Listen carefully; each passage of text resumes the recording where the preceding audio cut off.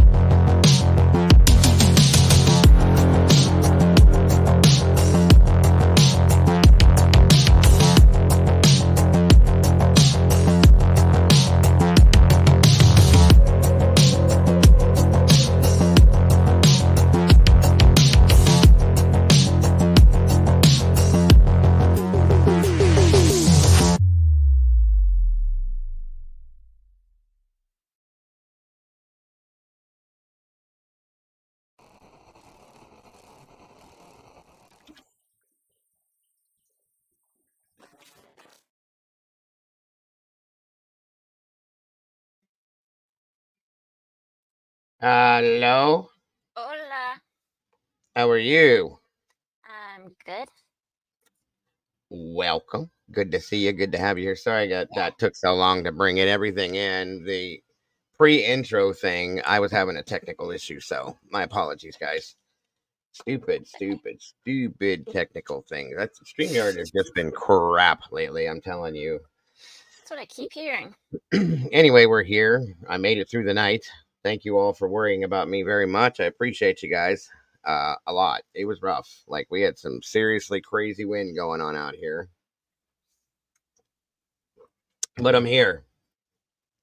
It takes a lot stronger things to take me down. Ha ha. So, how was your night? How are you today? It was okay, a lot quieter than yours. I'm Yeah. good. Yeah, I passed, seems to have passed through Michigan right over top of you and right into us. So, Yeah, it's like cool. It thank keeps you, looking God. like it's gonna storm here, but it's not doing anything. Yeah, I think it's probably going to be raining again today. It looks like crap out here again, but it is what it is. It Yeah. was I when I looked when my phone went off last night, I turned on the local news, that kind of stuff, and started looking. Everything was red, and I was like, "Oh shit!" And there was like these cross things, okay, cross things where tornadoes and the lightning bolts are like thunderstorms. The whole map was red and covered with crosses, and I was like, "Oh shit! This is not Oh, a joke." So my poor wife was exhausted, so she was sound asleep, would not wake up. I had to drag Caden out of his sleep. My mother-in-law, of course, she's paranoid, so she was in the basement before I could even turn around. And my wife's uncle's visiting, so he was down there too. And he's from Alabama. They're used to this kind of crap. They get it all the time. But right. it was bad, and it was stupid quiet out. And it was said it was coming east from Cleveland. And I'm like, okay. So I got on the porch after I shut everything down here, and I'm listening to the news, and I go out on the porch and I'm looking towards Cleveland, and I see or hear a little bit of lightning in the sky. That's all you see. And come back in the house, picked up my phone. Within 3 seconds of doing that, I heard something, and I walked back outside, and I almost blew my front door off. It came out of nowhere. It was strong, like the trees across the street. I'm covered. You know, I'm in the sticks. I keep saying it, and I Right. have trees like 200-year-old trees all around me, and they're huge, and they're bent in half. And I'm thinking, oh God, I'm gonna lose my house tonight. And the house was moving, and all sorts of crazy shit like that. And I'm just like, oh good God, this is all I need. So we got through it. We got through it. But they said that they let the tornado warning expire. That what we had come through here was probably like an F0. Yeah. It was pretty bad. Yeah. I seen a It's, cow flying down the road in the middle of the street. and some of the videos and pictures I saw, that was tornado that did that. There's no way. I mean, Well, maybe straight line winds, but my yeah, gosh. no, it was raining sideways, folks. Like literally like this. Yeah, those are So, scary. like I said, I saw a cow flying down the middle of the road, and then a barn behind it, and a pickup truck was on my roof. I'm just kidding, but it was pretty close.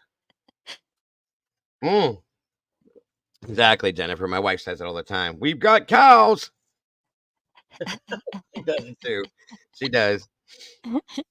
Mm.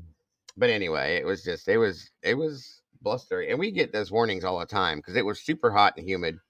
And I'm Mhm. thinking, okay, when we got a storm front that comes in, they hit and they clash, and this is what happens. So okay, and it usually blows around us. But where I live is like Tornado Alley. It's bad.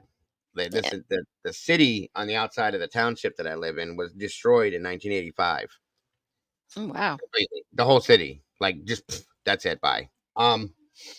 So they get nervous out here, and the sirens start going off. Like as soon as somebody blinks, a tornado, it's done. So, Hmm. but I'm here. We got through it. We're good. My power was out till 5 a.m., which I knew. I was thinking, like, can we have one night, just one storm? Can we get through one storm where the internet and the power doesn't go out? And I thought it was going to happen because it was blowing like crazy. The cats, were hanging on to the porch like this. I'm just kidding. And just as I turned around and was thinking that, the power goes out, and I said, "You got to be kidding me! You got to be kidding me!" Mm, And it was out till 5 a.m. So I was surprised it came back on that fast. yeah. Can you guys imagine Dago looking outside his house in a tornado and seeing a cow? Just imagine the face. That's yeah. Speaking of which, let's see what awesome peeps came in here today with us to talk about the Mothman. Is it a myth or is it real? Me and Mama Bear is going to teach you guys a little bit. Something. Thank you guys, by the way, last night for those of you that jumped into the late night with Dago live stream thing. It was pretty interesting to say the least. All I can say, guys, is like I said last night, I was made a list and I was checking it twice, and it looks like Santa's been a bad boy. That's all I could say. so So. Looks like we got the lovely Miss Heather in here with us. Thank you for that, by the way, my dear. Sandy Placence, welcome back. Good to have you here. Sandy Toes, welcome back. Not that and Nikki, thank you for joining us. Good to see you, Sunshine. I need a little bit of you floating around my house today. And No New McPoppins, welcome back. Great to have you. The Canadian Cat Lady, always happy. Yes, I have, actually. And that's another show we're going to do. Canadian Cat Lady, thank you for coming back. It's weird that you said that. Black eyed children. It's creepy. War Eagle, Roll Tide Roll. What's going on? Good to see you. JS218, thank you for joining us today. Hold on a minute. My wife just stood up and said, War Eagle is Auburn. Who is that? We're Alabama fans. And that's like the Browns and the Steelers. Auburn and Alabama, they're like, no, Ah, no, no. So she jumps up and goes, War Eagle, who is that? I want to know. She's shaking her head now. Look, walking away. Yep. Yeah, this family is diehard Alabama fans. We love you, War Eagle. We love you. No worries. Again, Miss Lindsay, welcome back. Good to see you, Mudman. What's up, brother? Good to see you. Lance the Wolf Nation, my brother. Good to see you, buddy. Good to have you here. Annie Ruler, welcome back. Sarah with an H. Good to have you here. Batshit crazy. I doubt it, but I might be. Denham Springs by Baton Rouge. Good to have you here. Carolina Miller. Carolyn Miller. I can't talk, guys. Sorry. Welcome back, Carolyn. Miss Kimmy, great to see you. Evie Marie, always happy to have you here. Shale Graham, welcome back. I hope you had an okay night last night. You're out here with us too. Well, a little bit. Yeah, she is a little bit. JS218, a little bit. Not as much as me, but a little bit. Robert Belt, welcome back. Great to see you. Jennifer S. Great to have you here for sure. Kim Marin, welcome back, darling. Good to see you. Canadian Cat Lady, always a pleasure. Of course, Noni McPoppins. And let me see here. Deception Dismantled. Thank you so much for the email. And thank you for worrying about me. And welcome back. It's great to have you here. Ron D. Potter. Good to see you, Potter. Good to have you here, Jennifer S. I did see you. Let's see. I'm trying to double check. Deborah Thompson, welcome back. Great to have you. My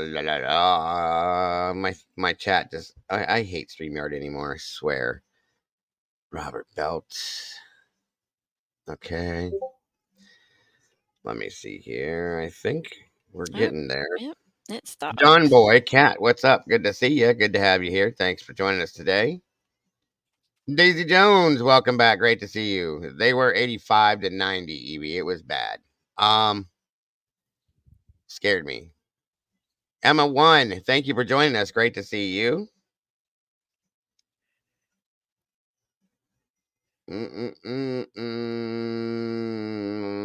Casey Flynn, welcome back. Always happy to have you here. We got 104 awesome peeps, and you know what's going to come out of my mouth next, don't you?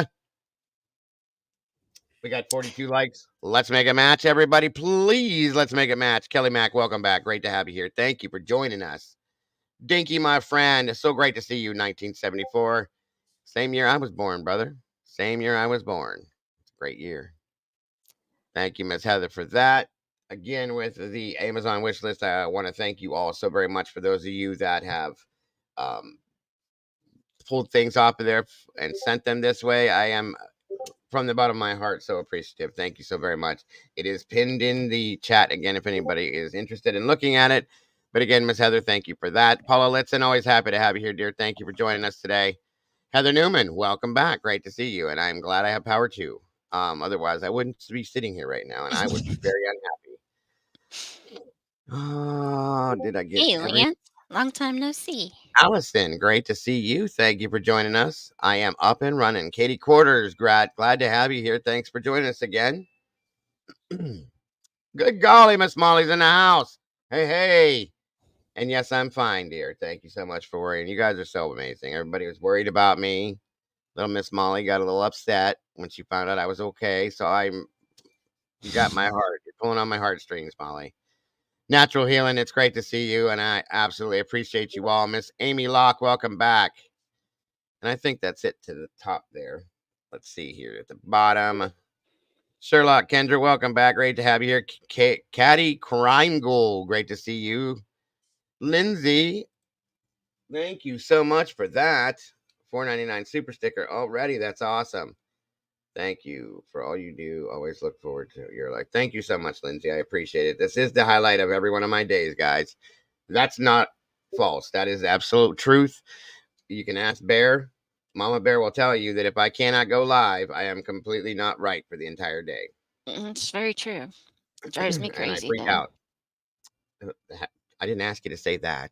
Oh, sorry. Yeah, it's not part of it. Come on now. Oh, my bad. You can't throw me. Drives his wife crazy. I drive both of them crazy. That's a fact. All right. Here we go. Get that up and loaded. Thank you again so much, Lindsay. I do appreciate you so very much for that. Bing, bang, boom. All right. Danger Zone is in the house as well. Great to have you here. Great to see you. Let me see. I thought I seen somebody else drop something in here, and I do see it at the top of the V. Oakley, welcome. Good to have you here. Big Ohio Al, welcome back. Good to see ya. Laura Laurent 00. Thank you for joining us. Morgan LaFay, welcome back. Carrie Perzula, great to have you here. Cowboy brother, what's going on? Matt Mlo 12, great to have you here. Let's see. Let's see. Susan Gardner, welcome back. Always happy to have you. You guys are just popping up all over the place. There he is, my brother Mikey. Good to see you, bro. And again, thank you for worrying about me. I'm doing good. Jacqueline Keeley, good to see you. And thank you, Cowboy. I appreciate that. La la la la. Salty Sleuth, welcome back, dear. Good to see you. Miss Sandy Plaisance, good gracious, again with you guys. Another super chat, thank you. And it looks like Miss Kimmy just dropped one too. What is going on, everybody? Hey, hey, there it is. Miss Kimmy, thank you again. You guys are crazy. Mary Burns, welcome back. Good to see you. Megan Hamill, and I love that you love this show, Miss Megan. Thank you so very much for that. Brandy B, the OG's in the house. What's going on, Miss Brandy? Phantasmic Ether. What is up? What is up? I got to get my effects thing running again. I love doing that now. BCMC. Santa gonna end up in the pokey. That's a fact. Oh, Mothman sweatshirt. That is cool as shit. I love it. I need to get a t-shirt. Marietta Rosser, thank you for joining us today. La la la. Thank you, Miss Brandy. And again, thank you all for worrying about me. I do appreciate you all so very much. Jennifer S, great to see you. Did I get Danger Zone? What's going on, bro? Good to see you. How did that overlap? That was weird. Big Ohio Owl. If you're in Ohio, I hope you. Oh, there it was. Yeah, he was just saying it. Weather was bad my way last night. Hope everything was your way. Yeah, it was rough. I know it was. We had tornado warnings all over the place. Like I said just a few minutes ago, the whole map was red with little crosses. I don't know if those crosses mean that people are gonna pass away or what the hell that means. I don't know how they put that with tornadoes, but that's crazy. Sherlock Oh Kendra says, no. "Happy Friday, Sir Dago." Miss a girl. All right, terrible day. Oh my God. I am so sorry, Miss a girl. That's horrible. Yeah. We got. I told you guys we got what they had. Mhm. It must have weakened some by the time it got to you, though. And it jumped right over top of you. That's weird. I know. I'm so sorry to hear that, Mr. Girl. Everyone out there is in my thoughts and prayers, 100%. And please, guys, even if you're not religious, if you would just take a moment of silence for all those people. That's sad. That's unbelievable. I'm so sorry.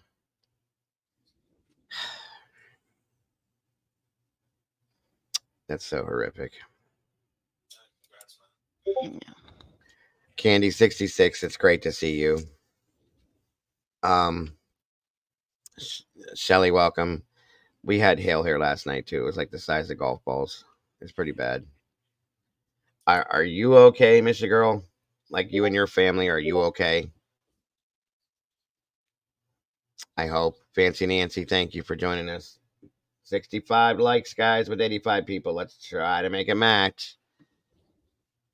Bum, bum, bum, bum, bum. Gemini 65, great to see you, dear. Kaleidohope, welcome, welcome. What happened? We had more people in here. Where'd that go? Good, Misha girl. That was weird. That was very weird. We had 100 and some people, and it just dropped down to nothing. Or not nothing, but it went down to 83. Michelle Weddle, thank you for joining us. Good to see you. Candy 66, Shelly, thank you. Okay, Juju 2.0, good to see you. Marietta Rosser, Mr. Girl 29. I feel so bad now. Well, God bless everyone out there that is going through that. Shaz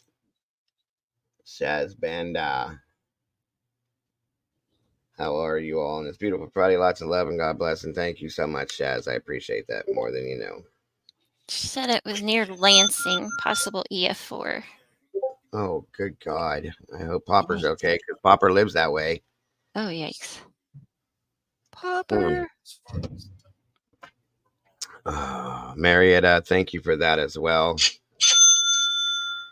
Jesus. I hope he's okay. I haven't really talked to him a lot lately, but Dan No. Urbeck, thank you for joining me. These storms are ridiculous. This is why I hate summer. Red Riding Hood, hiding out from that big bad wolf. Thank you for joining us today. Appreciate you. Where did everybody go? That's weird. Yeah. 93. It was up over 100 and something, and then it dropped all the way down by like 20. That was strange. Hmm. I never seen that happen before, unless it was just something that was a glitch, which is very possible because StreamYard does that.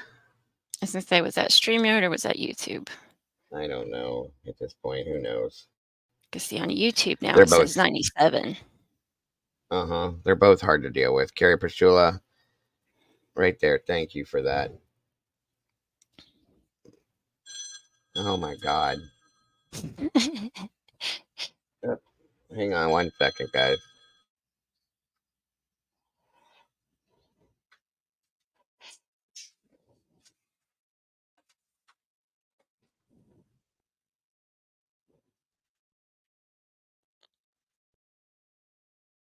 Thank you, Robert.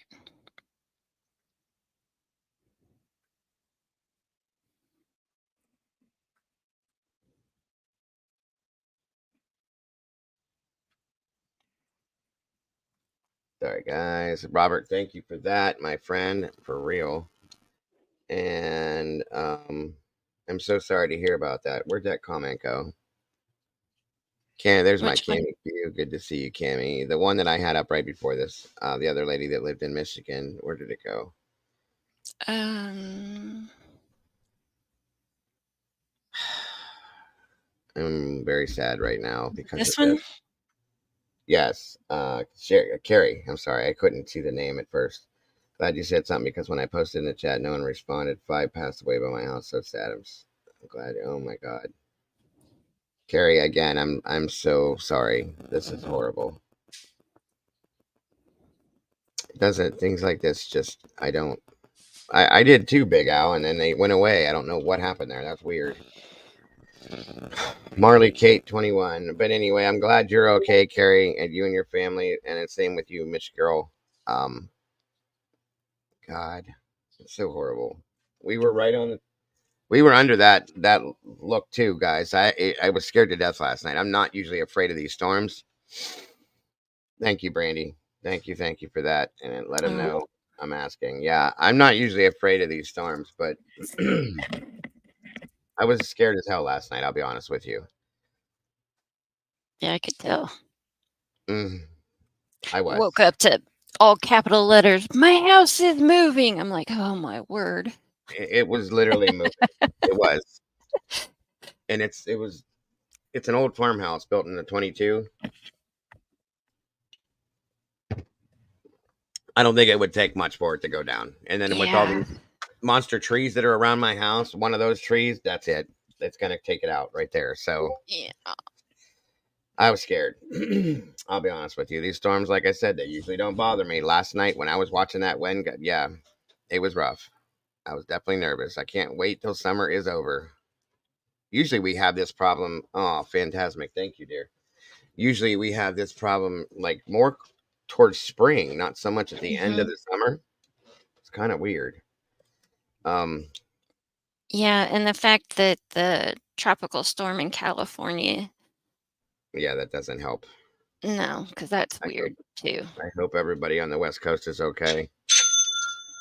Thank you, Phantasmic. I love you, darling. Thank you so much for that. Appreciate that so very much. Batshit crazy, yes. Anybody that, if we could, you know, if you're religious, like I said a few minutes ago, please say some prayers for the people in Michigan. Damn. That's all I can say is damn. This is crazy. Mhm. 1 second here.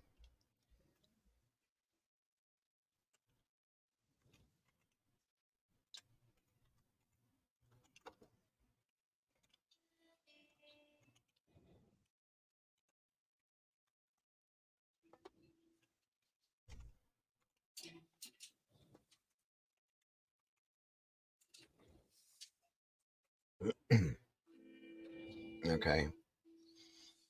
I'm going to scroll this little banner across the bottom too, just because I hate hearing things like that. It really puts a damper on my day. It really does. Thank you, Miss Heather. Again, guys, this channel is 100% crowdfunded. Anybody that wants to support the channel via Venmo, PayPal, and Cash App, that is what pays the bills for me, folks. I get that right now. It doesn't come in next month. So I do appreciate and thank you all so very much for those of you that have donated, as I said, and that will do it in the future. I appreciate that so very much. Thank you from my heart. Um, I know. Good. That, Thank you, that Brandy. okay. Thank you, hon. That's what. Where'd it go? I Right have. about. Oops, sorry, we're playing tic tag. I never think of a storm system on the radar when I pulled it up after Dago's. Yeah, it was huge, Robert. Like I said, it was all everything. I've never seen everything all red. Never, ever. You get little blotches of it here and there, and usually it's like a purple color, which means it's going to be a storm, but it's not going to be. It Right. was red, beet red, blood red, the whole thing. And I was That's just like, crazy. that was scary. You know what I mean? Yeah. Very scary. I watched some videos and some of them clouds and stuff was crazy looking. I've not seen Oh, anything like there that. was we had funnel clouds all over out here, and it was 1 in the morning, so it was hard to see.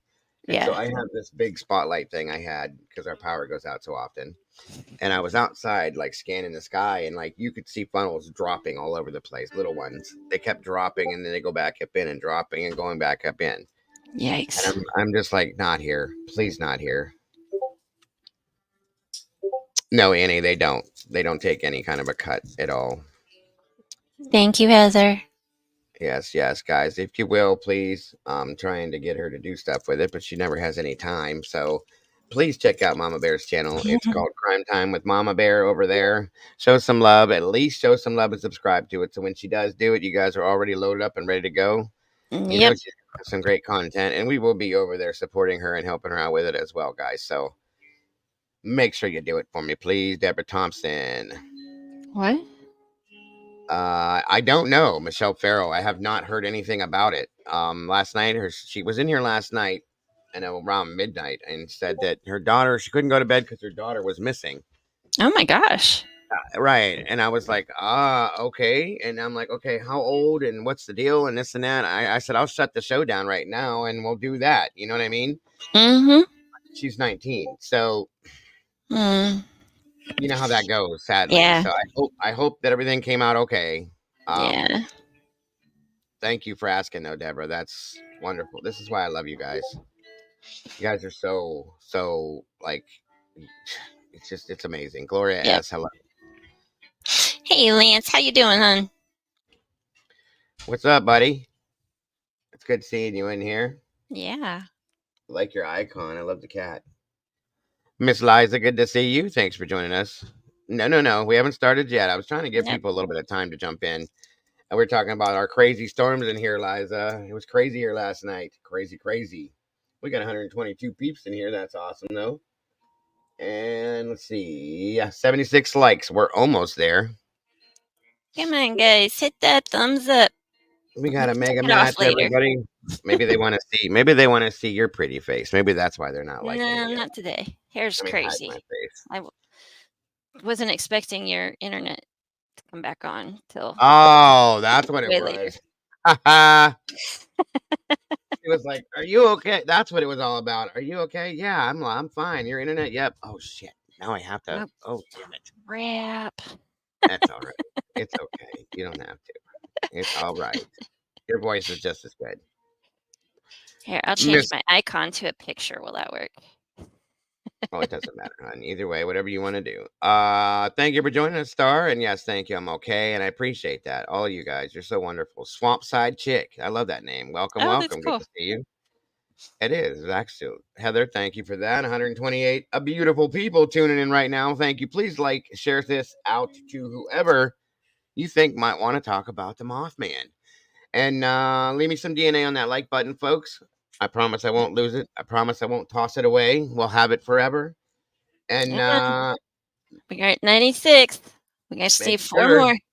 All right, guys, let's do this. 1, 2, 3, 4, and boom. Oh, Mrs. Kelly. Yeah, I know, right? It is Oh, Evie, you're sweet. supernatural. What'd she say? She said you're beautiful, even with uncomfortable hair. Absolutely. Isn't she, though? Absolutely. And of course, you have awesome hair. We all know that. So Yeah. I don't know how you do it. I don't know how you do it. It's way too long. There's Absolutely. Chase. Thank you, Robert. Thank you, Robert. I'll definitely have to check it out. Still have 150 bills. Oh, bailing out hay today, bro. I remember them Ooh. days. That is not fun. I did that All for years. right. I see 100. All right. Come on. I see 99. All right. We'll get out in that algorithm. And anybody out there that wants to talk about the Mothman, that's what we going to do. All right. Thank you again, Robert. I appreciate that, buddy. As does Mama Bear. Now we got 101. Chicken stew. Oh, damn, Sandy. That sounds good. It's too hot to cook stuff like that yet, but it does sound good. I cannot wait for fall so that we can do chilies and wedding soup and all those good things. Love it. Wedding soup? Oh my The God, I love hell it. is wedding soup? Are you serious? I'm You serious. don't What know is what wedding wedding soup soup? is? Oh my God. Michelle Weddle, good to see you. Mama Bear don't know what wedding soup is. Oh, good Lord. My wife makes the best wedding soup in the nation, I swear.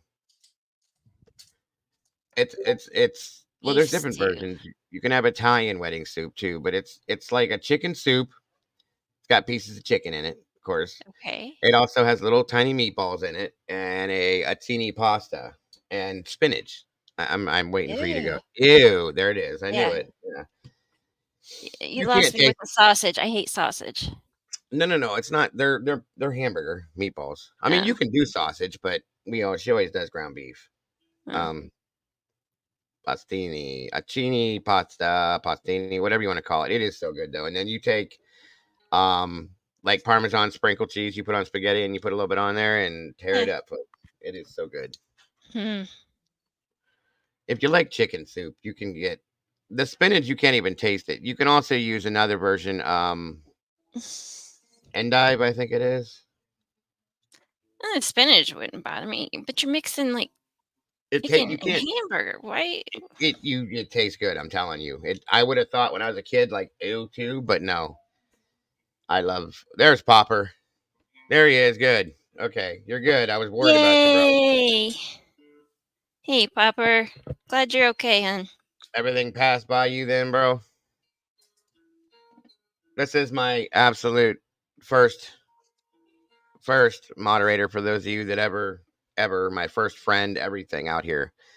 I don't get to talk to him very much anymore, but I was just thank you for responding to Brandy. I was worried about you, dude, when I heard about Michigan. Like, how far off from you was that stuff? Literally nothing. Okay, well, that's a good thing. Damn. How far away from Lansing are you, bro? I forget.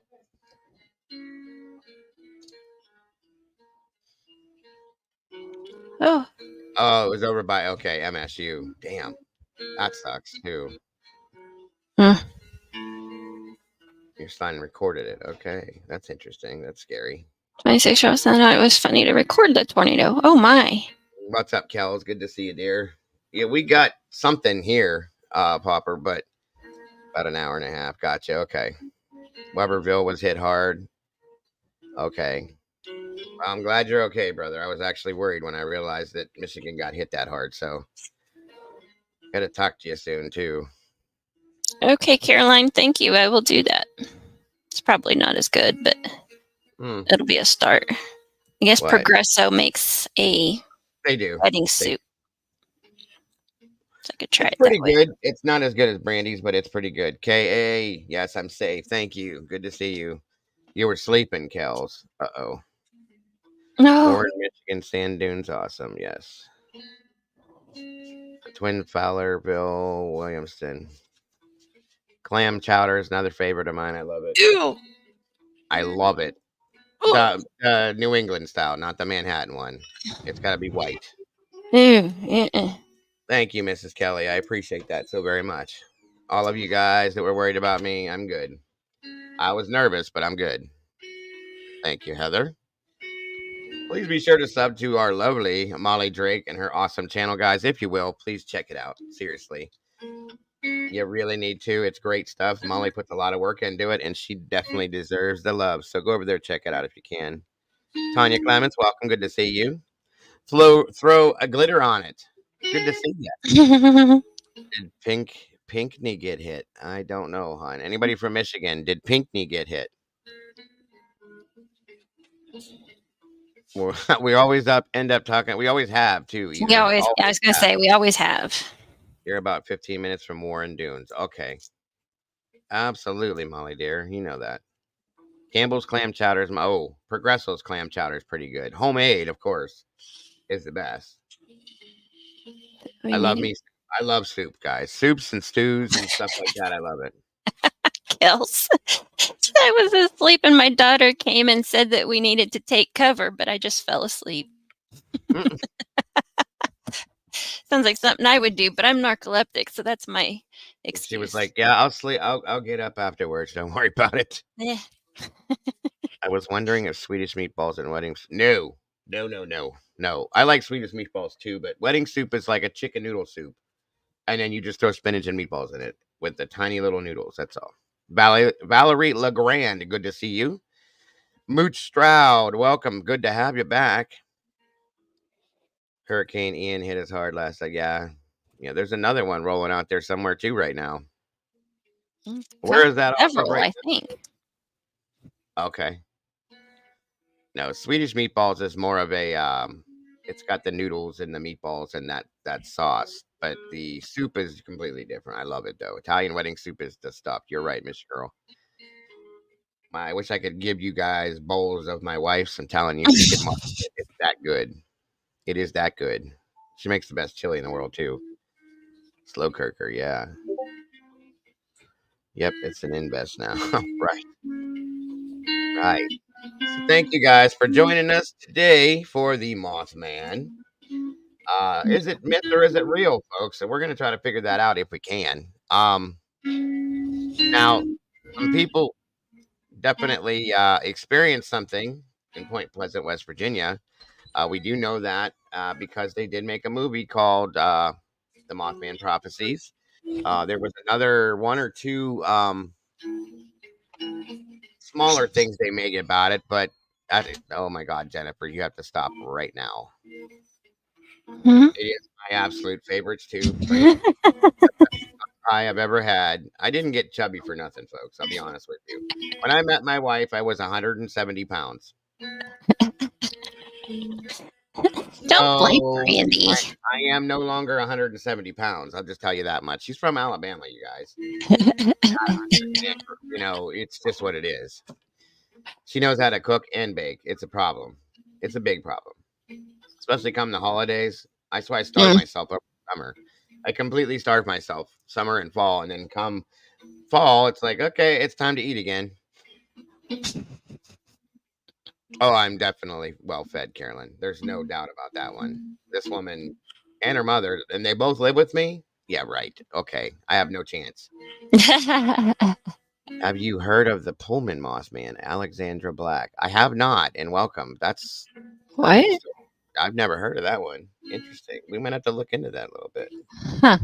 Now, we've had some new stuff that has popped up with the Mothman too. Newer. Mama Bear found it.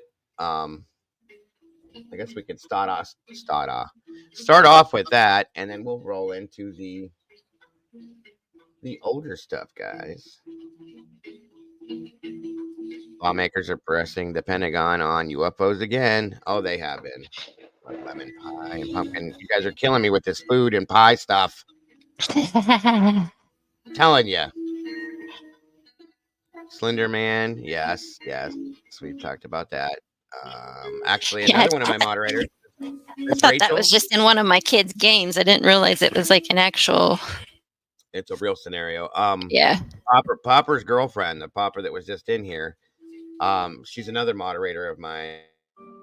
And Miss Rachel Lynn, she lives right where the Mothman, or not the Mothman, but the Slender Man attack happened with the girls. She's right from that area, so she had to experience that scenario too. Aliens are legit real. They think we're. I bet they probably do if they are real.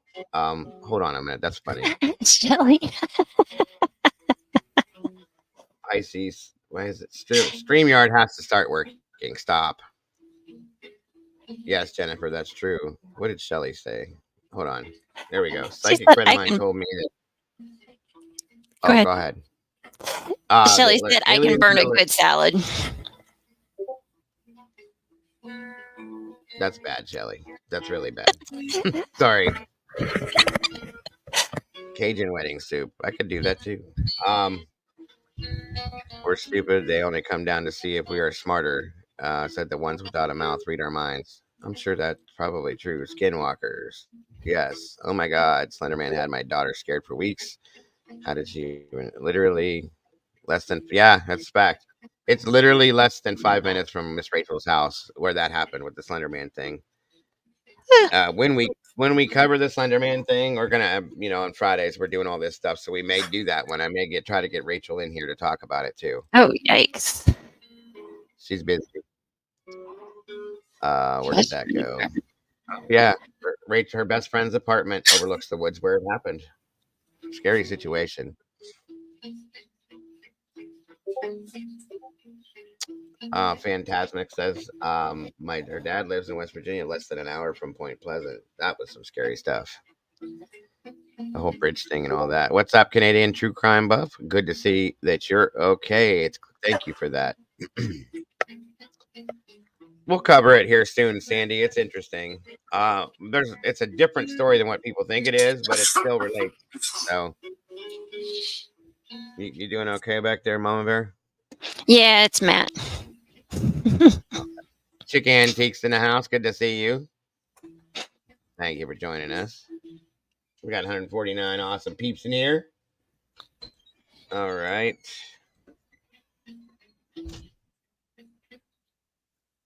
Let me see. Our whip, welcome back. AK-47. Is Mothman near the Ohio River? Yes. Yes, it is. We have Voodoo and Urugaru. Oh, you're down in, you must be down in New Orleans. I was going to say, that's a southern. Yeah, we're going to get into some of that stuff too. That's why I love Fridays, because we can touch on all this stuff and take a break from the crime stuff, and some of it kind of relates to crime in some senses too. So it's weird. So, right. Let's pull this up and get this rolling. Cool, Evie. What did Evie say? Oh my God. Yeah. She lived in Princeton, West Virginia. Mothman was some scary stuff. It is. It really is. For those of you that haven't watched that movie, The Mothman Prophecies, check it out, please. It's based off of true events. So take it for what it is, but the voodoo culture, New Orleans. There is also hoodoo. That's right, hoodoo. They talked about that Hello, in Party another. of Five. Welcome, Party of Five. Good to have you here. All right, so let's get this started. This is newer. This is not Point Pleasant. This is not all that, but we're going to start off here because this is more a newer scenario that interaction, I guess you could call it, and see what this says. Maybe wait a minute. Video claims repeated Mothman sightings at the Chicago O'Hare Airport. Okay, so where's the video at? It says a video released late Thursday. What's the date on this, by the way? April 24th. Okay, so this was just a few months ago. A video released late Thursday reported that a terrifying creature has been repeatedly spotted at Chicago O'Hare International Airport. The video was produced by the Y-Files and explores the myths. Hold on, folks, and legends surrounding the Mothman. What the heck word is that? That's new. Succinctly, the Mothman is a giant humanoid beast with glowing red eyes, standing somewhere from a 7 to 10 foot in height with a gigantic wingspan. Yeah, the wingspan is between 7 and 8 foot wide, they said. That's pretty big, or more. The descriptions of the Mothman are actually super similar to the way Ezekiel describes angels in the Bible. This beast or angel has shown up throughout history, typically just before a major disaster, near wherever the reports are being. Where did it go? Being made. Sorry. Okay. Examples cited by AJ and Hecklefish include a bridge collapse at the Ohio River, 9/11, 9/11, and many more from around the world. Yes, they were supposedly sightings when 9/11 happened of this scenario. Okay. Recently, sightings of the Mothman have picked up around Chicago's O'Hare International Airport. One report came from the USPS sorting facility at the airport, where a woman claims she had a very close encounter with the beast, according to GNL magazine. What I love about the video is that it manages to resolve a majority of the reports of the Mothman as either hoaxes or just silly claims. But the recent reports are a little harder to deny. So, is something about to happen at O'Hare? Are we being visited by angels? Or is this just a really fun story and video? Whatever the case may be, you can make up your own mind. All right, let's see here. I think it's muted. Yeah, as so many do. 3 gravediggers working in a cemetery hear something overhead. They look up and see a creature. It's almost 10 feet tall with massive wings. It's perched on a high tree branch, staring at them with glowing red eyes. Then, in an instant, it's gone. 3 days later, just a few miles away, 2 young couples burst into the local police station. Terrified, they report being chased by a tall man with wings and glowing red eyes. More and more people would report seeing a creature that stood on 2 legs, was at least 8 feet tall, and had wings. Some said it was half man, half bird. Others said it was half man, half bat. But the name that stuck was the Mothman. Though the Mothman terrorized hundreds of people for a year, it never physically harmed anyone. But 13 months later, that would change, and 46 men, women, and children would end up at the bottom of the Ohio River.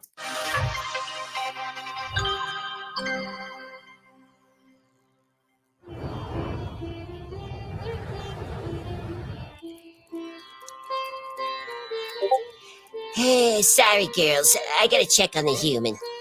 And for centuries, the crab cat has tormented fish, snails, sea anemones. Hey, I was wondering if you were going to call. This fish is creepy. I had to get off the grid, so I rented a...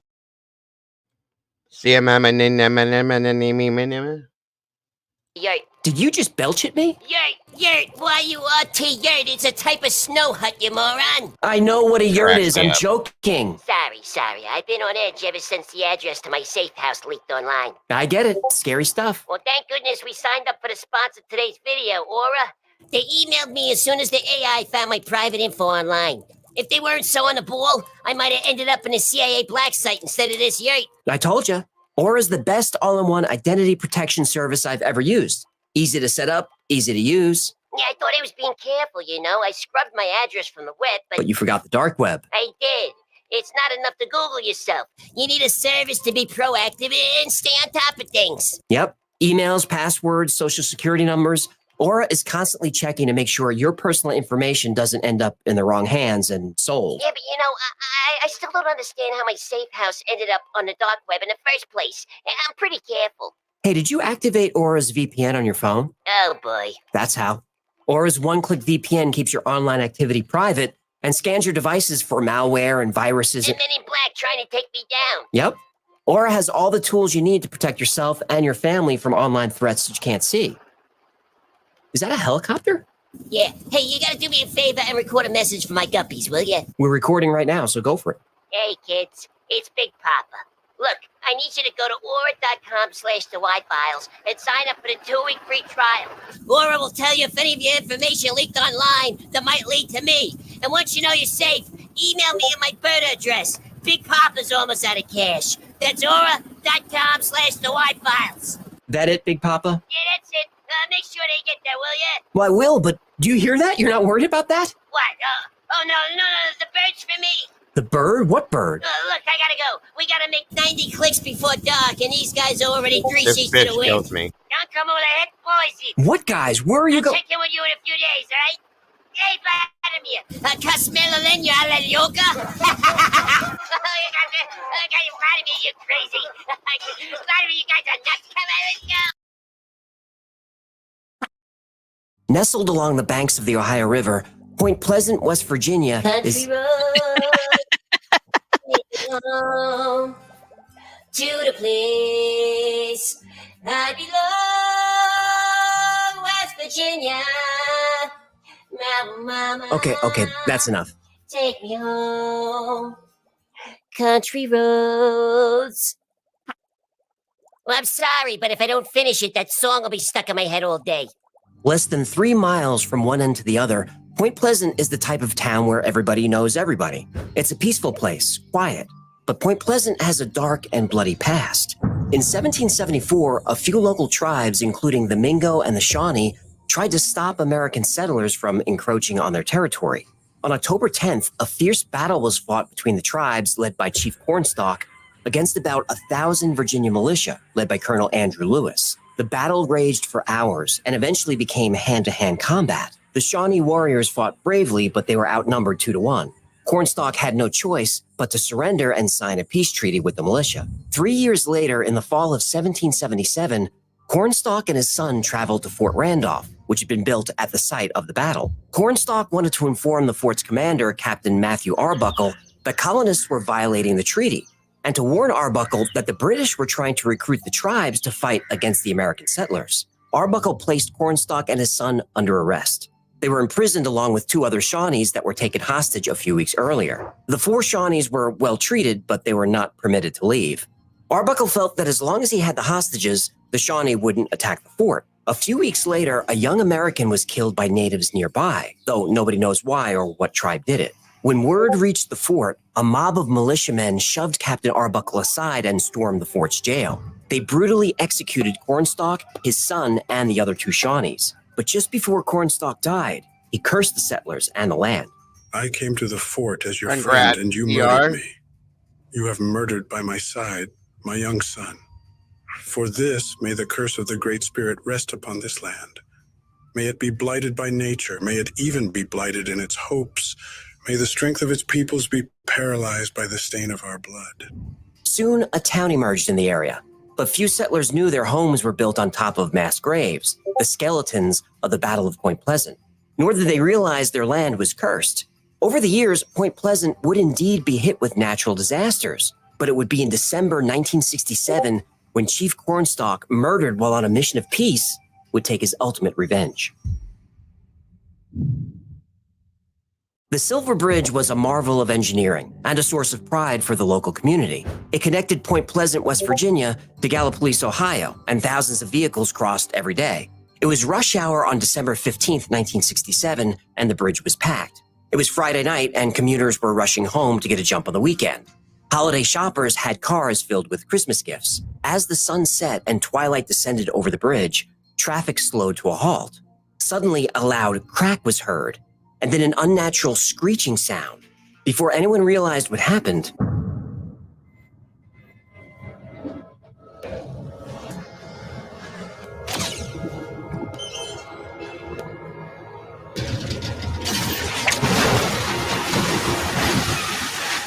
people in their cars watched in horror as the bridge buckled and began to shake violently. The sound of steel twisting and tearing was deafening. The scene was something out of a nightmare. People screamed and ran in all directions, desperately trying to escape the chaos. But for people on the bridge, it was too late. In just a few moments, the entire bridge collapsed into the icy waters of the Ohio River. 36 cars and trucks fell into the river, dragging their passengers down with them. The water was freezing and the current was strong. Rescue attempts were almost impossible. We heard this terrible boom, and my boys looked around and saw the bridge starting to fall. In the aftermath, 44 bodies of men, women, and children were pulled from the river, and another 2 people were never found. In the days leading up to the Silver Bridge collapse, people in the area reported a feeling of unease that they couldn't quite explain. 2 photos of the bridge were taken about a week before the disaster. Whoa, what the hell is that? People passing through the area saw a bat-like creature hovering near the bridge, a creature that locals called the Mothman. The TNT area of Point Pleasant got its name because during World War II, it was the location of the West Virginia Ordnance Works, a large weapons factory. After the war, the factory was abandoned. And not long after that, the area became a dumping ground for toxic waste and dangerous chemicals. And not long after that, the area became a center of strange activity. UFOs were often seen in the area. Some people's dogs would become agitated by something, run out to the woods to investigate, and then disappear. On November 2nd, 1966, Woodrow Derenberger is driving through the area on his way home. He sees some kind of craft landed in the middle of the road. Derenberger stops his car and a door on the craft opens. Out walks an ordinary man. Derenberger describes him as having average height and build and dark hair, but he did wear an unusual and unnatural-looking broad grin. The strange man tells Derenberger, telepathically, that his name is Indrid Cold from a planet called Lanulus. Over the next few years, Indrid Cold would visit Woodrow Derenberger several more times. That very same night, 2 men had to stop their vehicle when a craft landed in the road directly in front of them. That craft opened and out walked an ordinary man with a wide grin. The men said the stranger asked them odd questions, then got back in the craft and took off into the sky. Again, on that same night, a woman in the next town over sees a bright flash in the sky. Then a cylinder-shaped craft lands in a parking lot. It opens and 2 men come out. They asked her strange questions in an odd dialect. Then they got back in their ship and flew away. All these people seem to be describing Indrid Cold. And the story of Indrid Cold is a wild one, so let me know if you want me to cover it. The area around Point Pleasant was suddenly flooded with paranormal activity. Not just UFOs, but other lights in the sky. Poltergeists and ghosts were being seen. Electrical disturbances were burning out people's televisions. Telephones were ringing at all hours, day and night, but there was nothing on the line but static. And it all started happening when, on November 1st, 1966, the night before the grinning man appeared,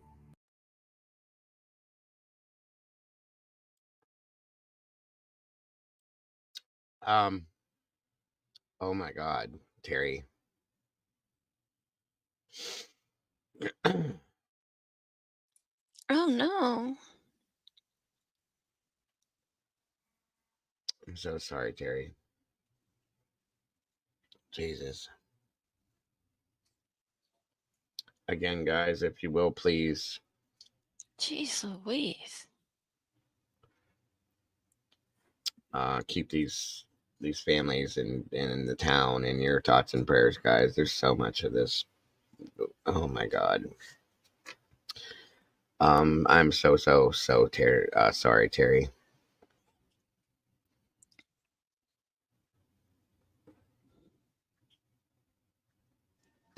Wow. I just welcome change. I don't know, Terry. I don't know. It's crazy. It is sad. Very sad.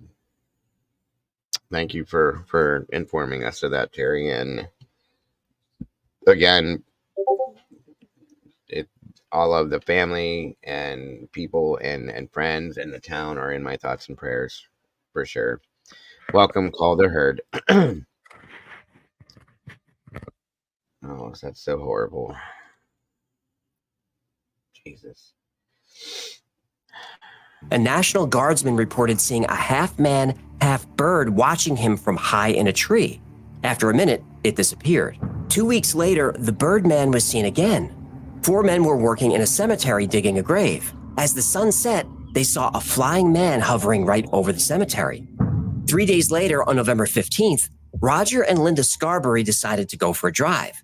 They picked up their friends Steve and Mary Millette and cruised through the TNT area. Driving past an old power plant, they saw a tall man standing in the road.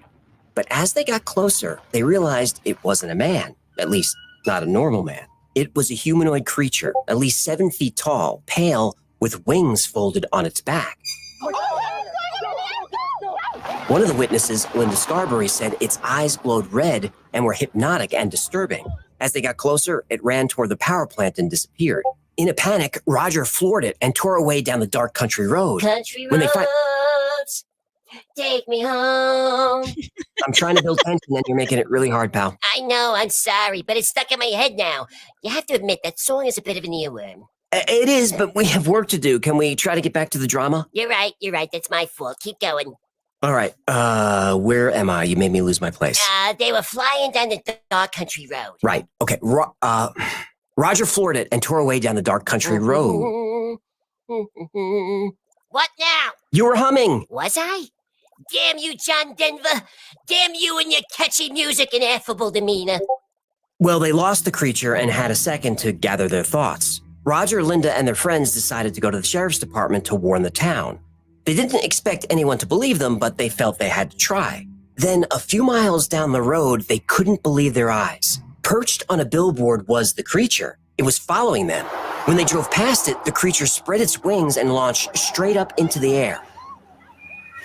And no matter how fast they drove or what turns they made, the creature stayed with them. They hit a straightaway and gunned the engine. 70 miles an hour, the creature could keep up. 80 miles an hour, and it was still with them.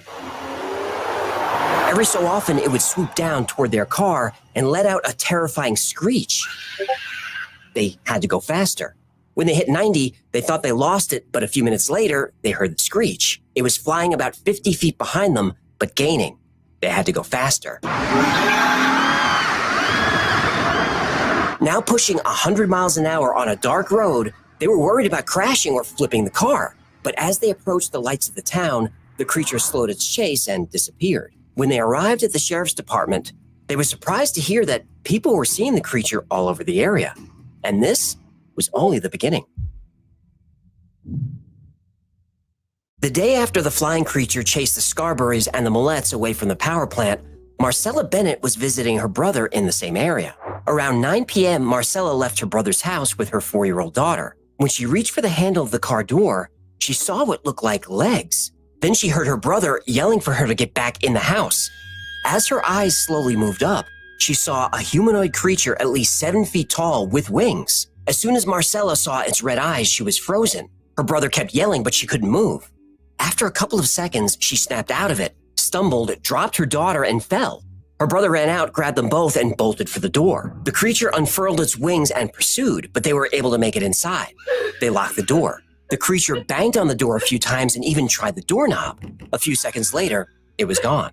Word quickly got around, and the local papers picked up the story. They called this tall human-like creature with wings and red eyes the Mothman. On November 20th, 15 people saw the Mothman on 4 different occasions. On November 21st, another sighting. On the 25th, another. On the 26th, 7 people saw the Mothman on 5 different occasions. On November 28th, Faye Laporte and her brother drove out to the TNT area. They stopped at the old power plant to see if they could find the Mothman. Thank you, Molly. Well, it found them first. Now Faye was face to face with the Mothman, a few feet from the car window. Careful what you wish for, huh? Yep. She said it had glowing red eyes, nothing like she'd ever seen. She didn't see any wings, but it was running fast enough to keep up with the car. Faye screamed at her brother to drive faster, but no matter how fast they went, they couldn't lose it. They whipped around a turn, slammed on the brakes, and the Mothman jumped on the hood of their car and stared at them. Faye and her brother stayed completely still, terrified to move. Faye and her brother looked for the Mothman, but they didn't see it. But finally, they saw it perched on the roof of an abandoned building nearby. So Faye's brother slowly gets out of the car. What? Is he nuts? And he's picking up chunks of coal. He was picking that up and just throwing it and going shoo, shoo, shoo. Yeah, he's nuts. Then the Mothman opened its wings and flew off into the darkness. The following week, 3 more separate sightings. The week after that, the Mothman is seen 4 times by 18 different people. I saw, this big bird-looking thing go over top of my car. I could see it wasn't a man, that it looked more like a bird. Instead of arms, they were like wings. I had a huge wingspan. It was at least 10 feet. I was paralyzed. Really? And I just thought, well, I'm going to die. People describe the Mothman the same way.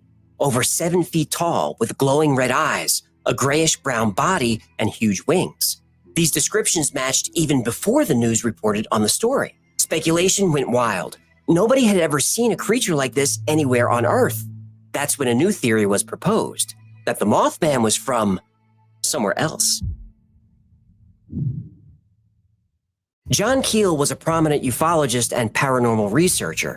He's most well known for the movie The Mothman Prophecies, which is based on his novel of the same name. When the Mothman sightings were at their height, Keel traveled to Point Pleasant to investigate.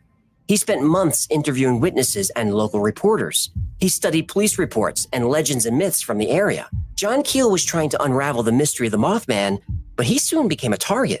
He started having headaches and episodes of extreme paranoia. Cryptic messages would appear on his answering machine, sometimes without the phone ever ringing. He was constantly followed by mysterious men in dark suits. Ooh, the Men in Black. Exactly. In fact, John Keel is the one who coined that term. He noticed his mail was being opened and resealed. His phone was tapped. Where some people theorized that the Mothman wasn't extraterrestrial, John Keel thought the creature could be what he called an ultra-terrestrial. This is an entity that's from Earth, but lives in a different dimension, a dimension that we can't perceive and that exists outside of time. These entities can materialize and dematerialize any place and anytime they want. They do this by adjusting their energy to match different wavelengths on the electromagnetic spectrum. Keel said these beings go by different names in different cultures. Some call them spirits or fairies or angels. In the Middle East, they're called jinn. You may have even seen one yourself because they're also called the Dark Watchers, the Hat Man, Shadow People. Crab cat. What? Crab cat.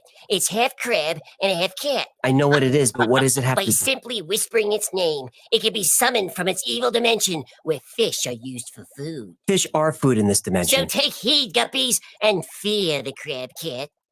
Okay, you Fear the crab cat. This fish kills me. The area around Point Pleasant is a hotspot for paranormal phenomena like the Mothman and UFOs. John Keel said there are definitely many special. cases like this on the planet. He called them What'd you say?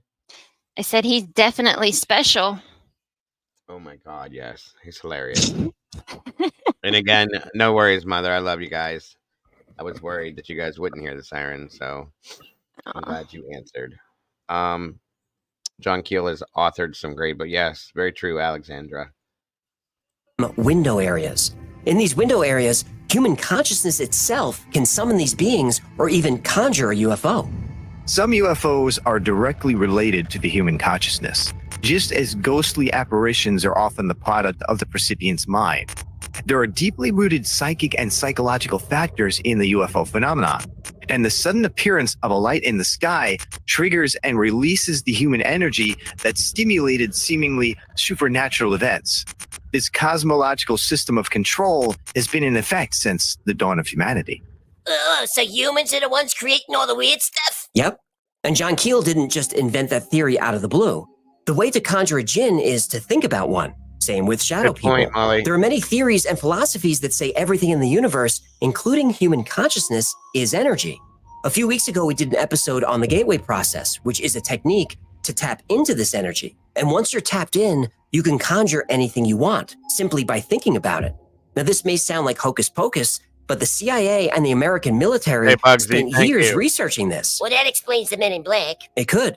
Men in dark suits were visiting local residents, asking them to describe the things they saw. John Keel also thought the Mothman and beings like it were omens of impending doom. This is why he called his book The Mothman Prophecies.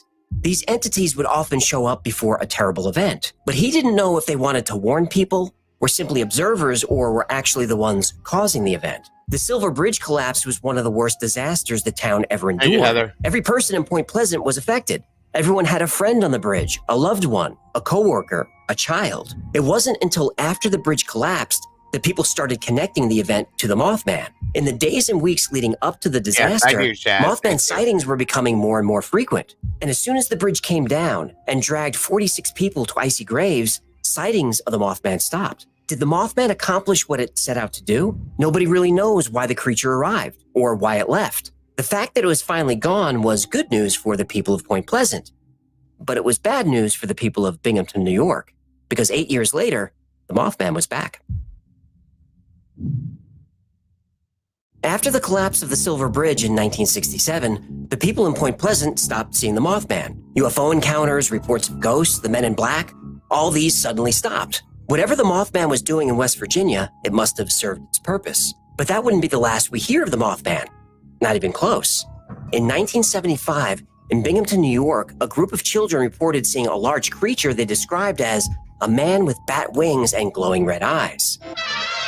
3 years later, a group of miners in Freiburg, Germany came face to face with a creature with glowing red eyes. At first, they thought it was a man in a trench coat, but then it unfurled large black wings. The men stared in stunned silence until the creature let out a blood-curdling screech that sent the miners running. About an hour later, the men felt the earth shake. Then a plume of dust shot from the mine as it collapsed. If the men had gone to their stations as usual, most of them would have been killed. The creature they called the Freiburg Shrieker actually saved their lives. Throughout 1985, workers at the nuclear power plant in Chernobyl claimed to see a huge black bird-like creature flying around the plant. It had the body of a man and red eyes. They called it the Blackbird of Chernobyl. People in the area started receiving strange phone calls with nothing on the line but static. Even more people had nightmares, and these incidents got worse and worse until the Chernobyl explosion in April 1986. There was a Mothman seen and photographed near the Twin Towers in 2001 before the 9/11 attack. In August 2007, after a month of Mothman sightings, the I-35 bridge collapsed during rush hour. A large red-eyed creature terrorized the people of La Junta, Mexico in 2009. Shortly after, there was a swine flu outbreak. In 2011, people started seeing a giant flying humanoid creature all over the Chicago area. Like, all over. For example, what the heck is this? Since 2011, there have been hundreds of Mothman sightings around the airport, including photos and some crazy video. What the hell is that? It looks like Khaleesi is coming to burn King's Landing. Whatever it is, the way it's flying, it's big. Skeptics say that's a bird, but it doesn't look like a bird to me. The website phantomsandmonsters.com has been tracking all the sightings in the area. They even have an interactive map, and I'll link it below if you want to check it out. They've been compiling emails, phone calls, and interviews from eyewitnesses working at the airport. I had just left work at the USPS sorting facility at O'Hare International Airport. I was walking out to my car when I saw something standing at the far end of the parking lot where I usually park. At first, I thought it was a very tall person with a long coat. As I got closer to my car, I unlocked my car, which caused my headlights to come on. My headlights hit the person standing about 20 to 25 feet from my car, causing it to turn and look right at me. I saw that this was not some person, but some red-eyed being, and what appeared to be a coat were actually wings, which it spread out as it turned to look at me. This thing then started making some kind of chirping sound, almost a half chirp and half click, like someone was clicking their tongue, but much faster. It then made some type of screeching sound and took off running toward me. It got to within 10 feet of me and took off into the air and flew above me. I got home and told my husband, who also works at the same facility, and he was the one who told me about the sightings of this thing. I was scared shitless and hope I never see this thing again. There are all kinds of stories like this by reliable witnesses, including airport security officers who have a lot to lose by sounding crazy. My name is, and I'm a security guard at O'Hare. I'm reluctantly writing to you to report something that I saw a week ago. On the night of Tuesday, December 3rd, 2019, I gotta go. Cargo. Okay. Thank you for joining me. Appreciate you. You're welcome. If I can, I'll hop back on, but I think he has a meeting later, so I may be in chat. Alrighty, dear. Thank you very much. Alrighty. You're welcome. Bye-bye. Bye. Hubs. I was approaching the creek headed toward Montrose Avenue, but I saw this large person standing down in the creek bed. I stopped, thinking it was maybe a trucker who decided to wander down there to relieve himself. I put on my lights and stopped my vehicle and was preparing to get out when this man turned toward me and I saw two very bright red eyes. This thing appeared to be looking straight at me, and then it turned away and walked away. As it did, it unfurled a set of wings. It took off into the air and was gone into the darkness. I was left there wondering what in the hell had just happened and what I had just seen. I'm going to be blunt here. I don't believe in hobgoblins and little green men. And I'm sure that there must be a rational explanation for this. I have worked too hard to get where I am and to have all that trash by saying that I saw a red-eyed flying man. Yet that is what I saw. I'm torn between reporting this and keeping my mouth shut to protect my retirement. If I do report this, I want everything to be done to protect my identity. Pilots even saw it. My name is Bruce, and I'm a pilot for, and I've been with since 2008. The incident I'm about to tell you happened on Thursday, August 8th, 2019, at O'Hare International Airport at approximately 1800. I'd flown into O'Hare the previous day and had stayed at a hotel for the night. I was due to fly out at 2000 to the UK. I was taking the airport shuttle toward the terminal. As I looked out the window, I saw a large human with enormous wings and glowing red eyes perched upon a rail and looking straight at me. I was startled and, I'll admit it, very frightened. It did not move or attempt to hide itself as we approached, knowing that it could be clearly seen. It just stayed put and watched as we passed. When we passed, I attempted to look back and see if it was still perched there. I saw nothing and can only assume that it must have flown off when we passed. It's even been seen by air traffic control. I've worked at O'Hare for the last 7 years as a member of the air traffic control team. I was working the late evening at TRACON and had just walked away for one of our mandatory breaks. I was walking toward one of the terminal buildings when I noticed some movement out of the corner of my eye. I turned in the direction of the movement and noticed a large black shape coming to a rest on the ground near a light pole. This thing was at least 6 to 7 feet tall and jet black, and it looked like a very big bat, but was also very human-like in appearance. It sported a large set of black wings that also looked like the wings of a bat. They were open to their full length and must have been at least 12 feet. It kept its head down, looking at the ground, until an approaching vehicle startled it. That is where I saw that its head was short and squat, but had a pair of piercing red eyes. It looked in the direction of the approaching vehicle and then began to flap its wings and took to the air. It disappeared above the building in the span of 1 to 2 seconds and was gone out of sight. I personally know of 3 other controllers who have had sightings of this thing, and just as many pilots who have either reported sightings in and around the airport. And the Chicago Mothman sightings are still coming in. As recently as a few weeks ago, multiple witnesses reported a red-eyed humanoid with wings. It was perched on top of a building staring at them. When it spread its wings, its wingspan was, according to the witnesses, wider than a car. It made a chirping sound, then flew over them and up and out of sight. Now, the Chicago Mothman has been seen for at least 12 years, so luckily it doesn't seem to be predicting doom for the city. Oh, I take it you haven't been to Chicago recently. The Mothman is one of the most seen, most widely reported cryptids in the world. It's been seen in every country, and often by reliable witnesses. So what is the Mothman? Is it really a flying humanoid with glowing red eyes and giant wings? Well, there are a few theories. One is, it's an alien. I like it. In the Point Pleasant area, Mothman sightings coincided with UFO reports. So naturally, people connected them. That would also explain why the Men in Black showed up. Some locals thought the Mothman was an angel, I like it. trying to warn people about the bridge collapse. An interesting theory is that the Mothman is a new species, one that mutated from the toxic waste and chemicals dumped in the TNT area. I love it. To skeptics, this may sound unlikely, but scientists recently discovered that wild dogs in the Chernobyl area are mutating and evolving faster than other dogs. You know what they say, ex-dogs are an ex-man's best friend. Well, I don't know if any dogs have been discovered with superpowers, but exposure to radiation has made their DNA different and distinct from regular dogs. Now, in an area that's supposed to be highly toxic, these ex-dogs are flourishing. But there are a few non-supernatural explanations. In the Point Pleasant area, specifically during the first Mothman sightings, sandhill cranes were migrating. Sandhill cranes are big birds. They can grow to almost 5 feet tall, and their wingspans can easily reach 6 feet or more. They also have red markings on their heads, which could explain why people see what they think are red eyes. But even the biggest crane is not big enough to fit the description of the witnesses. Unless it's a mutant expert. Right. Unless it's that. Another common explanation is that what people thought was the Mothman was an unusually large barn owl. Barn owls have large eyes, and in the dark, their eyes shine red. This is from a layer of eye tissue that reflects light around the retina multiple times, allowing them to see extremely well in the dark. It's called tapetum lucidum. In fact, almost all nocturnal creatures emit an eye shine. Headlights on dark roads in the woods would reveal all kinds of animals with eye shine, from something as large as a bear all the way down to a spider. Now, barn owls don't get anywhere close to large enough to fit the description, but there have been studies that show when humans are in motion, it's difficult for us to determine the size of an object.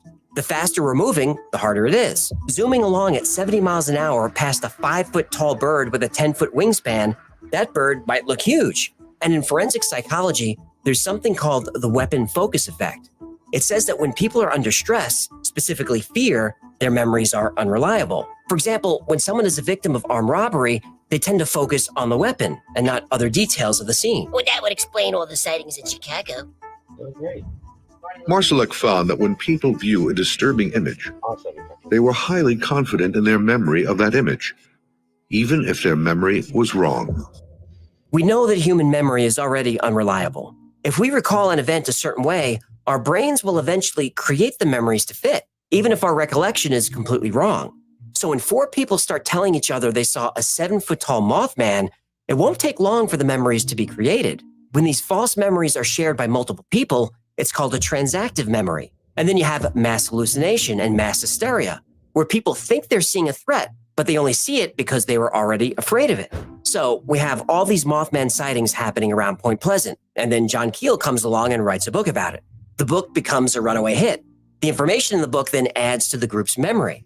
The problem with that is, John Keel's book was a fiction novel. The connection of the Mothman to the Silver Bridge? Keel made that up because it makes the story more interesting. Same with the weird phone calls and electronic disturbances. Keel invented those too. If you go back and read eyewitness testimony, you'll see that nobody reported weird phone calls until after the book came out. John Keel also made up the part about the Men in Black. The witnesses who say they saw Men in Black, they didn't mention it before the book's release. John Keel's notes and letters have been thoroughly analyzed. The information in the Mothman prophecies is vastly different than the notes he took during his investigation. Now, the legend says that over 100 people saw the Mothman in Point Pleasant, but the actual number of incidents is just 6 or 7. Now, that's still something, but clearly lots of people wanted to jump on the attention bandwagon. If you read the later witness reports, some of them are ripped right out of scary children's stories and other urban legends. Now, why did the Mothman sighting stop right after the collapse of the Silver Bridge? Because the people in Point Pleasant now had a real tragedy to deal with. It snapped them out of their group memory and gave them something very real to focus on. But even with all these attempts to explain the Mothman, skeptics still come up short. The sightings in Chicago are real. Maybe not all of them, but some of them are. And back in Point Pleasant, before the newspaper reported anything about the Mothman, eyewitnesses who didn't know each other described the creature the same way. Now, if you follow this channel, you know I don't like doing stories about cryptids. This is because there's rarely compelling evidence, and there are never any good pictures. But in the process of researching the Mothman, I might have come around, if just a little. I don't know if the Mothman exists, but people are seeing something. So if you're ever driving at night through the rolling hills of West Virginia, or stumbling to the car rental after a red-eye to O'Hare, pay close attention. Listen for an odd clicking or chirping sound coming from the shadows. Look for 2 glowing red eyes watching you from the dark. But don't be afraid, the Mothman has never hurt anyone. But if I were you, I'd stay away from bridges for a while, just in case. Thank you so much. All right, and there's that part of that, folks, and it's interesting to say the very least. It's warm in here. Give me 1 second, folks.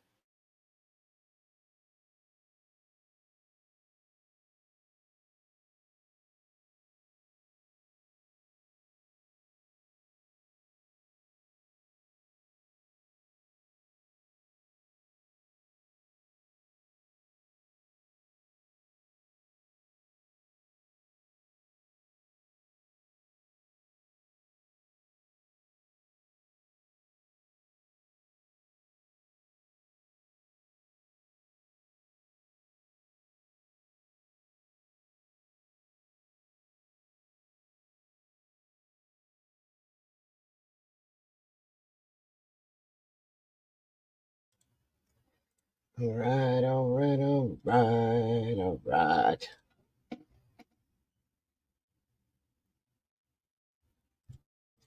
Once again, thank you all for joining me today. Having a good old time here, talking about the Mothman.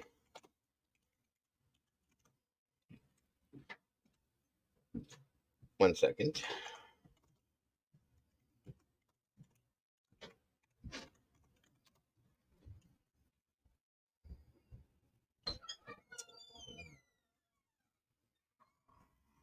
Guys, I'm going to give you a little look at Point Pleasant, West Virginia itself, okay, without anything, and then we'll go forward with that, because that is where the majority of what has happened with the Mothman sightings and so on and so forth has happened. It's a cute little town. It's an old town. Okay. It's very possible, Terry. I mean, the construction on them is very old. A lot of it is, and it needs to be kept up, or it's not gonna, be good. So we definitely got to work on that. Keeping these bridges together, that's a scary thing. The Cincinnati Bridge, the one that Brandy was talking about, I hate it. Every time we go to Alabama, we got to cross over that through Kentucky, Tennessee to get to Alabama, and I hate it. I hate it. I hate it. It freaks me out. I don't like bridges to begin with, but that one really gets to me, folks. I'll be honest with you. Right. Halloween. It's actually not Halloween, but it will be whenever this video gets posted. It's actually September right now, but I'm standing in a city that I've been wanting to do a video on for a very long time. And that city is Point Pleasant, West Virginia. Welcome, West Virginia, Mama. Some of you may know, you may not know the significance of Point Pleasant. And I do believe they are. Well, there's a couple things. Number one, back in 1967. Yes, MK. It was pretty bad. That took place. They claimed the It lives. wasn't quite a tornado, but it probably could have been an F-0 tornado. And that was the collapse of the Silver Bridge. Terrible tragedy. I'll link the Wikipedia post so that you can see a little more about it. And the second thing is that this is where the cryptid, the Mothman, took place. Supposedly there was people back in the day that had sightings of a tall creature with glowing eyes. There's been multiple reports, but of course, like any cryptid, not quite proven just yet. They actually have a statue right behind me. We'll get over to that here in just a minute. There's some people taking a picture in front of it right now. But we'll walk over here and take a look at the Ohio River and I forget the name of the other river that intersects with it.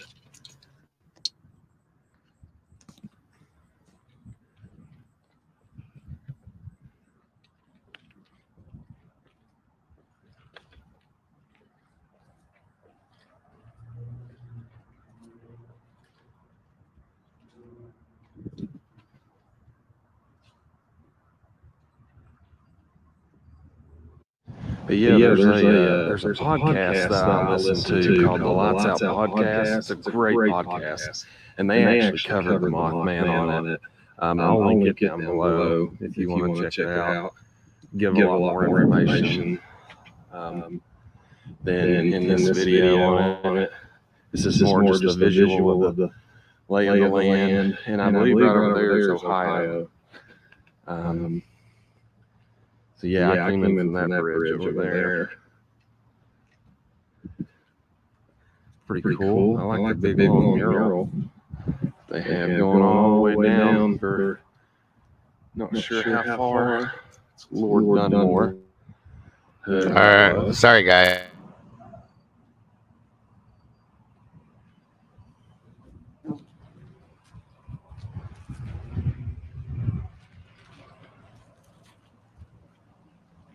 Now, I want to say, I'm not 100% sure, but I want to say that was where the Silver Bridge was.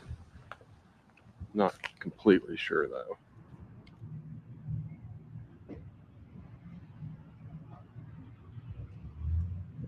And there he is. Not playing, I'm checking something. There's the legend itself. The old Mothman. How cool is that? I've been wanting to come up here for a long time. Creepy. Even the sculpture's creepy looking. Can you imagine if you actually saw a real one of these? gives me the heebie-jeebies. There's the museum right there. We'll see if we can go take a look at that.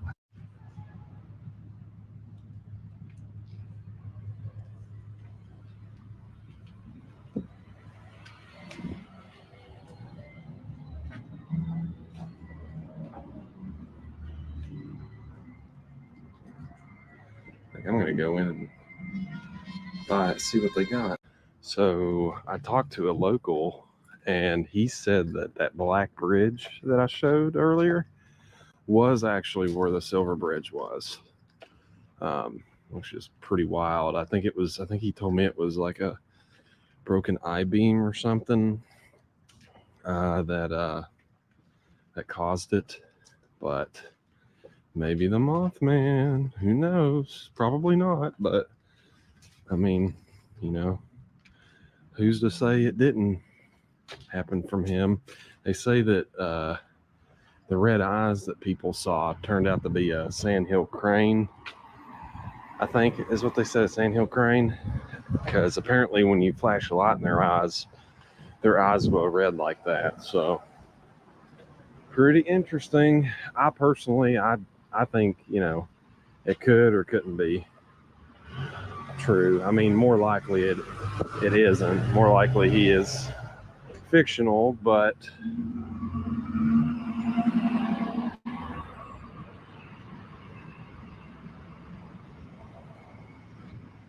I like to keep all possibilities open. You know, anything.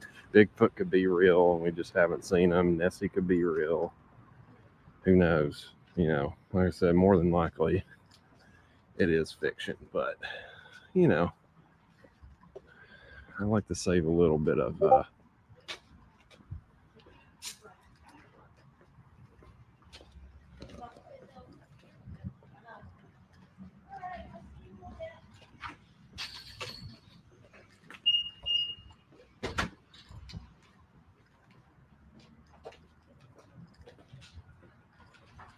and they came out with a movie back in like, is either the late 90s or early 2000s called the Mothman Prophecies. I'm pretty sure it had David Duchovny in it. He starred in it. I've never seen it. I'm definitely going to put it on my list for list to watch, but we'll just have to see.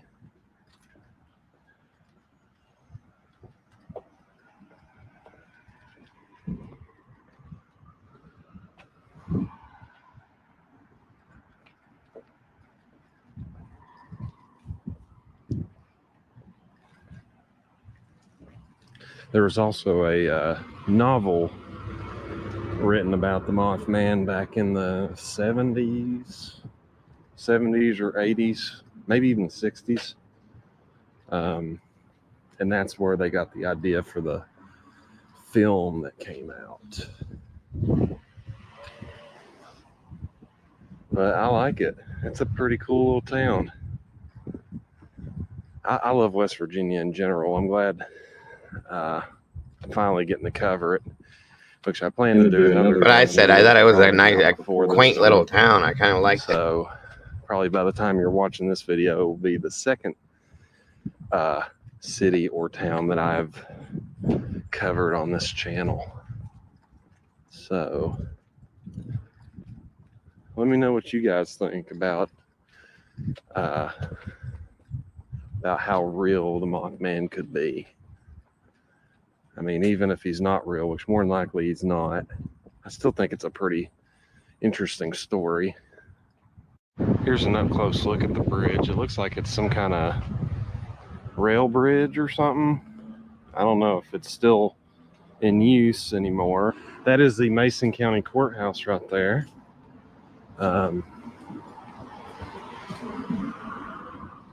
Yeah. So I think that's most of the downtown right there. Oh, here's a cool looking drawing. Let's see what this. Welcome to Mount Pleasant. Yeah, so I'll maybe drive around and see if there's anything else I missed, but I think for the most part, that is the town of Point Pleasant.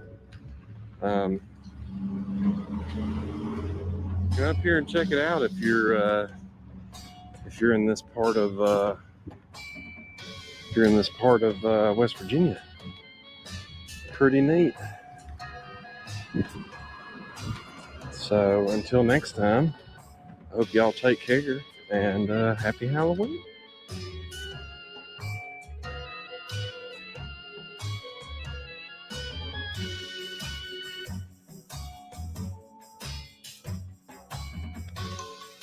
So that's the town itself without all of that stuff going on. Now, moving forward.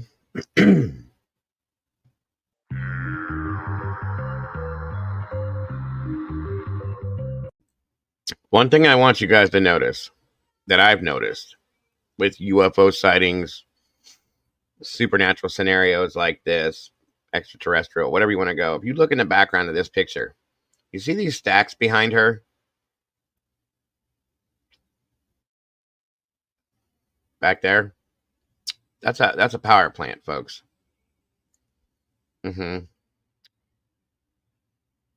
These things are drawn, and I've noticed from what I've understood, UFO sightings pop up around nuclear power plants, regular power plants, electrical power plant, anything like that. They pop up around these things. It's weird. Seems to be every time you see or hear about something like this, within a very close range, you see these things in the background. It's kind of weird. Oh, hi there, Chains. Good to see you, dear.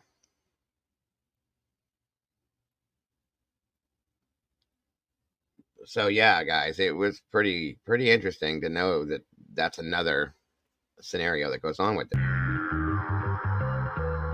Right, Robert. And like I said, a lot of these UFO sightings and things like this, they show up around these power plants. It's kind of crazy.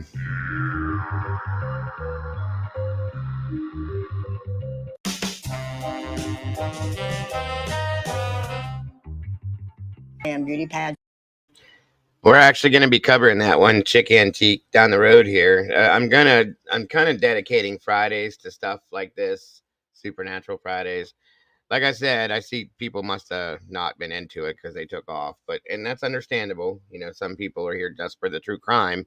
I just think you guys deserve to take a little break from it here and there and to have a little something different to look at. A lot of people requested this stuff. So, but yeah, we're going to be looking into the Jersey Devil, Bigfoot, alien situations. And of course, guys, if you have anything you want me to look at, throw it at me.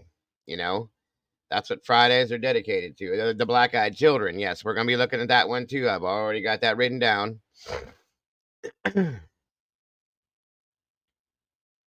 Yeah, Dogman. I have actually a friend through here that has devoted his career to finding the Dogman. It's crazy, but that's what Fridays are going to be about, folks. And like I said, I started doing this to kind of give you guys a break all week long. Gypsy Rose, good to see you. All week long we do crime, and it's depressing, and it's, you know, sad, and we see these bad things going on. So, you know, this gives you guys a chance to step away from that for a minute, to look at something a little bit different. It is definitely entertaining, and it's interesting to see and hear these stories, to know about these things, so on and so forth. Caddy, good to see you. And we can kind of like take a break, you know, breathe a little bit away from this other stuff that we're at hardcore every day, guys. It gets old. It does, you know, and learn something in some senses too. So, oh yeah, we're definitely doing the Jersey Devil for a fact. Anything like that, guys, I've had my eyes on it forever. And I know a lot of people in here love this stuff. Heather loves this kind of stuff. There's quite a few people in here that do. So of course, I'm one of them. And I love bringing this to you guys. I really do. There's a lot of crazy stories. There's a lot of stuff alone in the state that I live in. So that's what we're doing on Fridays, guys. You know, as long as things work out throughout the week all the time. So yeah, we're doing it all. Yeah, anything on Fridays that I can get my hands on. Like I said, Bigfoot, UFOs, Jersey Devil, the Black-Eyed Children, the Crybaby Bridges, all sorts of supernatural type stuff is gonna be what we do on Fridays, and that'll take you out of the, in my opinion, it'll take you out of the negativity, the negative weeks that we have with the true crime, into a decent weekend for those of you that get to enjoy your weekends. I might pop in on the weekends here and there and do the hangouts and stuff, but still, it gets you guys like, a clear perspective come Monday if we're walking away from it for a little while, at least on my end of things. I know there's other channels that still do crime and stuff like that over the weekends, but I am as well, Jennifer. I'm a paranormal investigator, have been for 14 years. So, I do a lot of this stuff. Yeah, Mama Bear loves it too. I really think we do need to take a break from it, guys. It gets very stressful. There's so much to it. There really is. So definitely something refreshing, I could put it, for lack of better terms, I would think. So anyway, just giving you a heads up. That's all. Sorry to interrupt. And here's the thing, guys. If you guys know anybody that is interested in this stuff, okay, and we're doing something every Friday. I usually advertise the day before. I'm going to start making sure I put thumbnails up. Maybe I'll even set them up the night before for you guys to see it. But if you know anybody that's into this, bring them in, please. The more the merrier. I love having lots of people in here to talk to. So bring them in here, please. It helps with YouTube as well. So yeah, please do. Please do. Wow. That's crazy, Tanya. That is crazy. That'd be awesome to see, like a Thunderbird or a Phoenix or something like that, Well, I'm pausing it, Nikki, so I'll let you catch up as we're talking. What's up, Groot?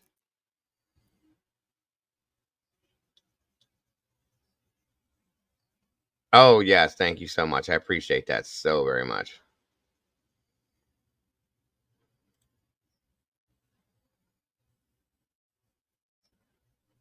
Oh, okay. Cool, Rollo. Thanks, buddy. Appreciate that, brother.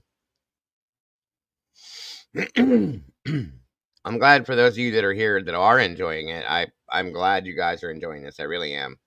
It's all for you folks. It really is. Every bit of this. So thank you again for being really cool. I've been doing paranormal investigation since 05. Got my first DVD recorder and IR camcorder to space tool spirit box. We're doing it. Awesome stuff, Robert. Awesome. Very awesome. Chains, I'm here. I'm okay. The storm wise, I did okay. Mentally and emotionally, I'm here. I got other things going on in my mind right now, but it is what it is. Thank you, Zelda. Appreciate you, dear, so very much. And I thank you all for asking me about the storm stuff. I made it through all that. I'm good. I got other things that are bothering me and really bugging me right now. So if I seem off, that's why. Don't take it personal, guys. It's not anything to do with any of you. I'm doing the very best I can to keep focused and give you guys the best, guys, because you deserve it. The true crime, yeah, exactly, Tanya. That's why I said we gotta kind of. It's just one day to step away from it. That's all we got to do, just one day, and give our brains a break and give our souls a break, guys, because that stuff is so rough to see it happening all the time. Well, Chains, there's probably nothing you can do to help with that situation, so it is what it is. So, probably not really, chick, but like I said, there's nothing you can really do. Something that I got to learn how to deal with and stop being the way I am and letting myself become that person. I have to stop allowing myself to be, I guess, stepped on, per se, in a sense. That's all it is. It's me, but I thank you all for saying that and for feeling that way. You guys are just beyond amazing. I love you all so very much. I really do. Anyway, I'm sorry. I keep interrupting this. Sorry. Cool. We can take them up TTA, let them see everything as far as different. What are you talking about, Rollo? My bad. I didn't ask because I didn't. No, buddy, you're fine. It had nothing to do with you. Nothing to do with anybody in here at all. nobody in this chat, nothing. Nothing at all, guys. You guys are wonderful. You are the amazing people you always are. It just, it's something that I do it all the time, and the same reaction. Eventually the same reaction happens from what I do, and I just don't learn. I keep doing it and putting myself out there. You know what I'm saying? I'm like I said, I've been told a couple times that I'm too nice and I allow people to take advantage of me and like, without sounding like a whiny person, like get hurt. And I keep doing it because of my personality, because I care about people, and I love people. You know what I mean? That's who I am. And then people are like, you're too nice. You're too nice. Things are going to happen to you. And it is what it is, guys. So I'm not here to whine about me today. We're here for you guys to do this. So let's not do that. You guys don't need to hear this.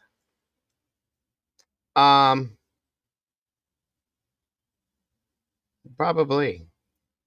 It's sad though, because I like people. I like to have friends. I like to do things with people, and I like to do the shows and stuff with people, and it just, it is what it is. I do all the time, Rolo. All the time. Always have, brother. Oh, I've always held my boundaries, hon. That's not a problem, Chains. I trust in people too easy. I mean, and I've even stepped back and I have to give it time. And I still, and when it works out and it's a good thing, and at least I think it is, slap it in the face. It is what it is, And that's chick. That kind of seems to be the thing. It's sad. It really is. It kind of sucks, I've always tried to see the good in people, and I've always put myself out there, allowing that to show, if that makes any sense, to give people the chance to show them. I always give people chances. People make mistakes. People aren't perfect. We're not perfect. I'm not perfect. You know what I mean? So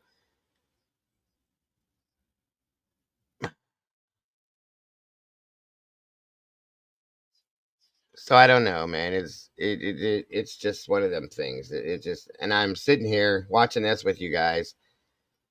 I can't really think about what I'm watching because it's eating away at me. Things like this eat away at me bad. They do. They really do. So, and then I get disheartened and I feel bad. I get down on myself. Like when I watch, I know it shouldn't be an important thing, but it's really not.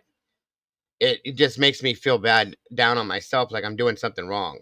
When I see like the people that are in the chat here watching with me, and I watch the numbers drop, it's like, oh, what did I do? Why is everybody leaving? You know what I mean? And I'm like, do I need to change something? What did I do this time? It's just rough,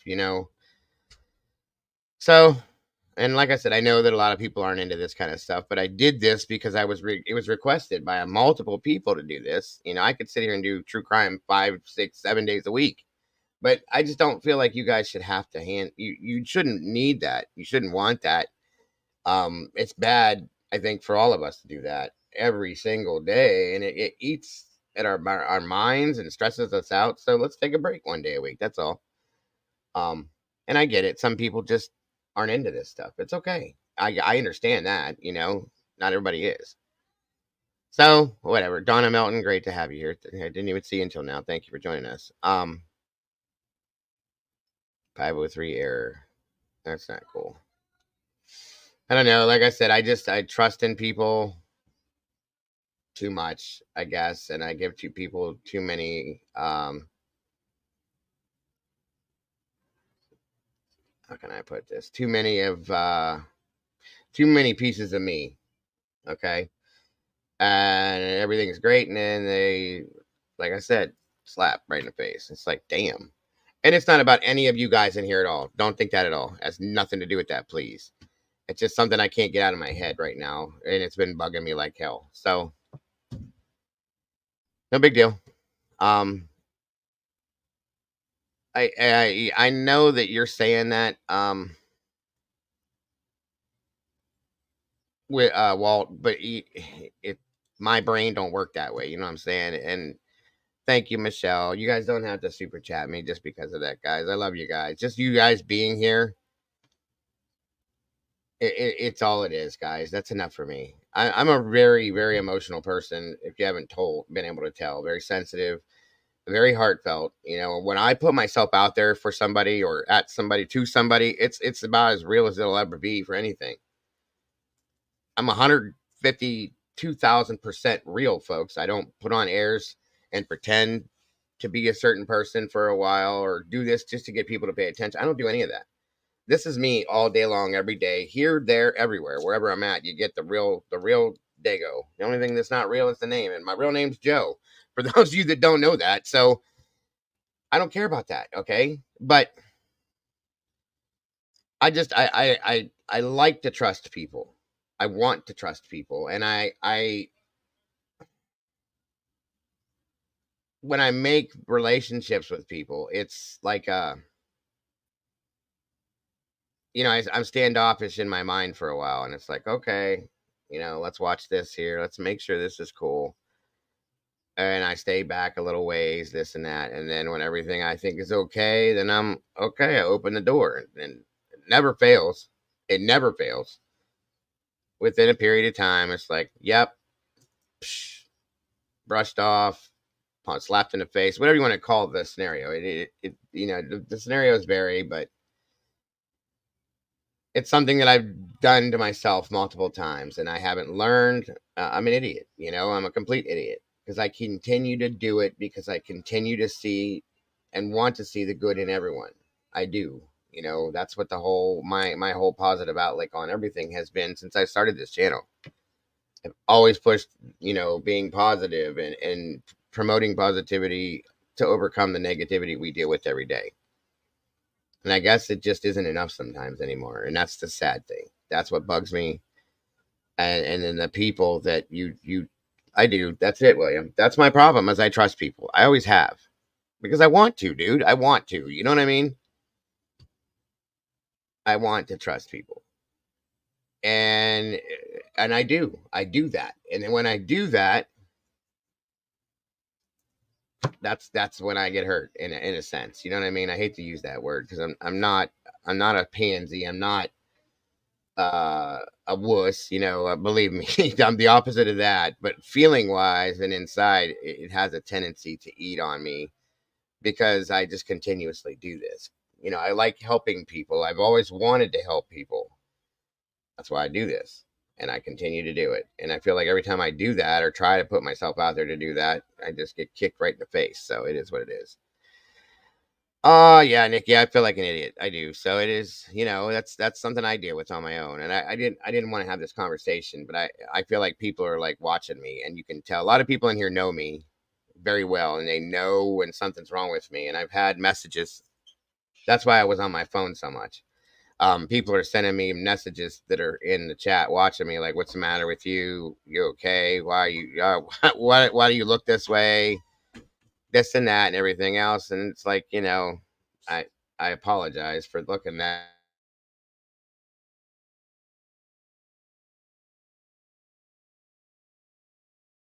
And I try very hard to keep that from you guys so that you don't have to endure the crap. Okay, you don't deserve that. You deserve nothing but the absolute best of what I can give. I tell you that all the time. And I continue to try to give you that. So, and I'm going to, no matter what. So I'm sorry if I seem off or down or different, you know. I'm really trying not to be. I'm really trying not to be. I promise you guys. And I'm so, and I mean so sorry that you have to experience this. My apologies. Hey, Fupahan, what's up? Anyway, enough about me. Let's get back to this, please. And thank you so very much for that, Michelle. It means more than you know.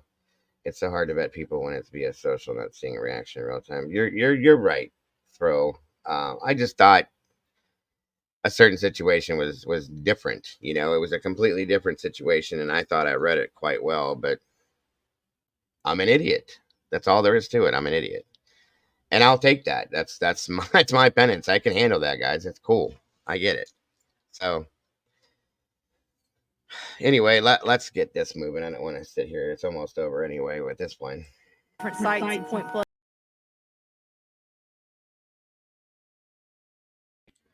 All right, guys. There's that. There's that.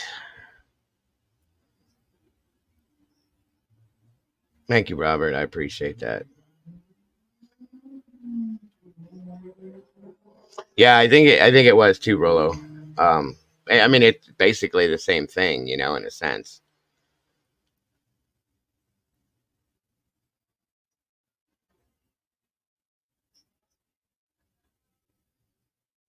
Yeah, throw glitter on it. I get that. I keep doing it to myself again and again. That's where the problem is. I guess I'm not learning. It is what it is. Like I said, I'm an idiot. That's how I feel about it in some senses. So, you know, what do you do? Eventually, maybe I will learn. Who knows?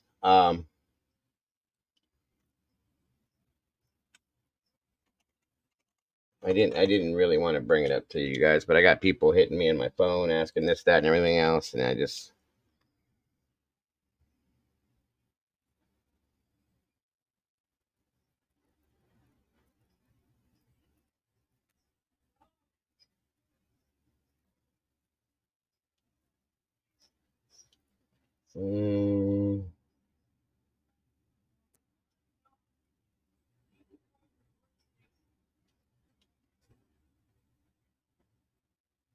trying to.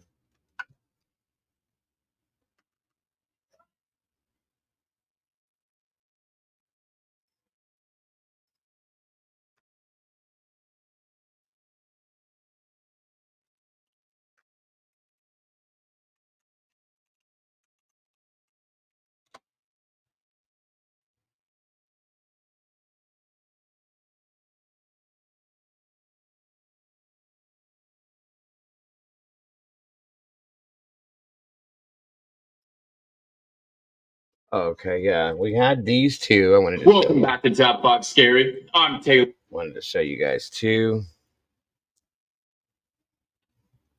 What's that?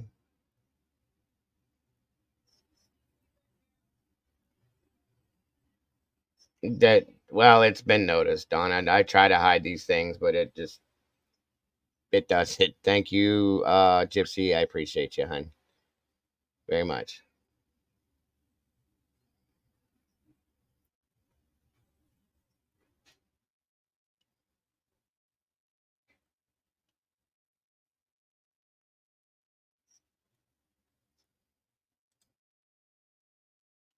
Dinky, good to see you again, buddy. Round, robin. Well, there's nothing anybody here can do about it, guys. So that's why I don't give it to you guys. You got enough in your own real lives to deal with. I'm here to try to take some of that away from you guys, to give you some enjoyment in your life, not more crap, you know? My own personal stuff, you know, I just, you gotta learn. I gotta learn. I gotta stop being an idiot. That's all. You know? Putting myself out there and it won't happen. You know, that's all there is to it.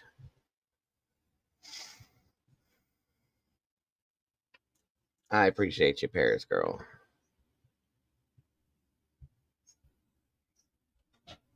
I know that, Brandy Dirt. No worries, dear. All right, so let me get these to you guys to check out. This goes along with the Mothman scenario too.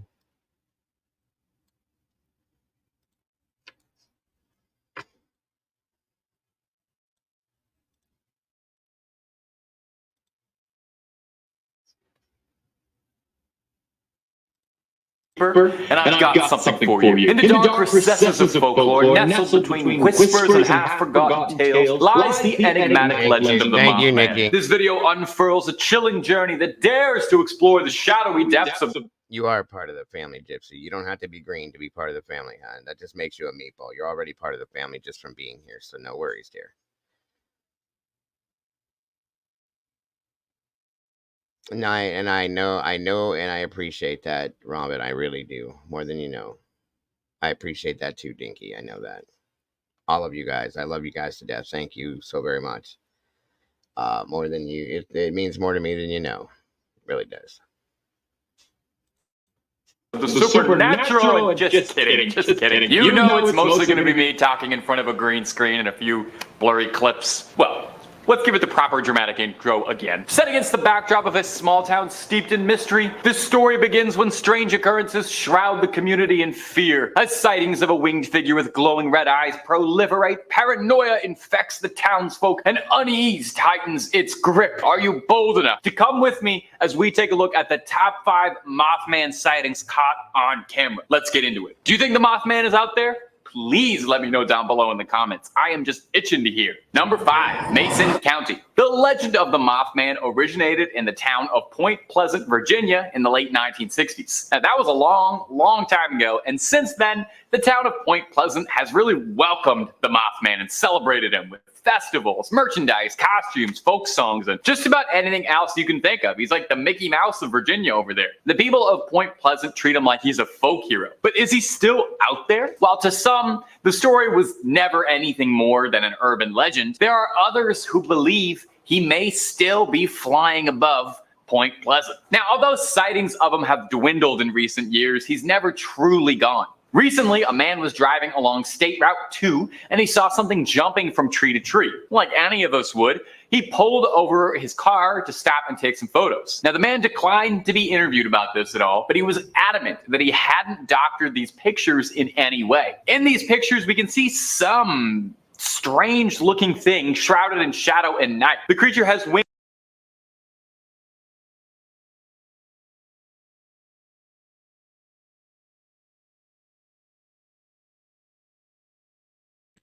I'm muted. Sorry, guys. Sorry. On a side note, I love the legend of Mothman. That's where my stepmother is from. Pretty sure she is the Mothman. God bless you, Robin. I love it. You made me laugh, dear. That's awesome. I love it.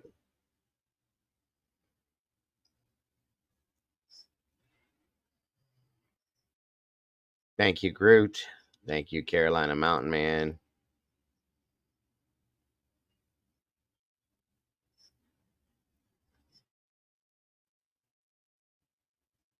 Rolo, that's a good point, brother. Robin, that's great. I needed that. I really did. In a big way. And I know that, Tomboy. I know. I just I get mad at myself because I keep doing that. You know, I keep doing the same thing. We tell our kids, we teach our kids, you know, like don't let this happen. Don't let that happen.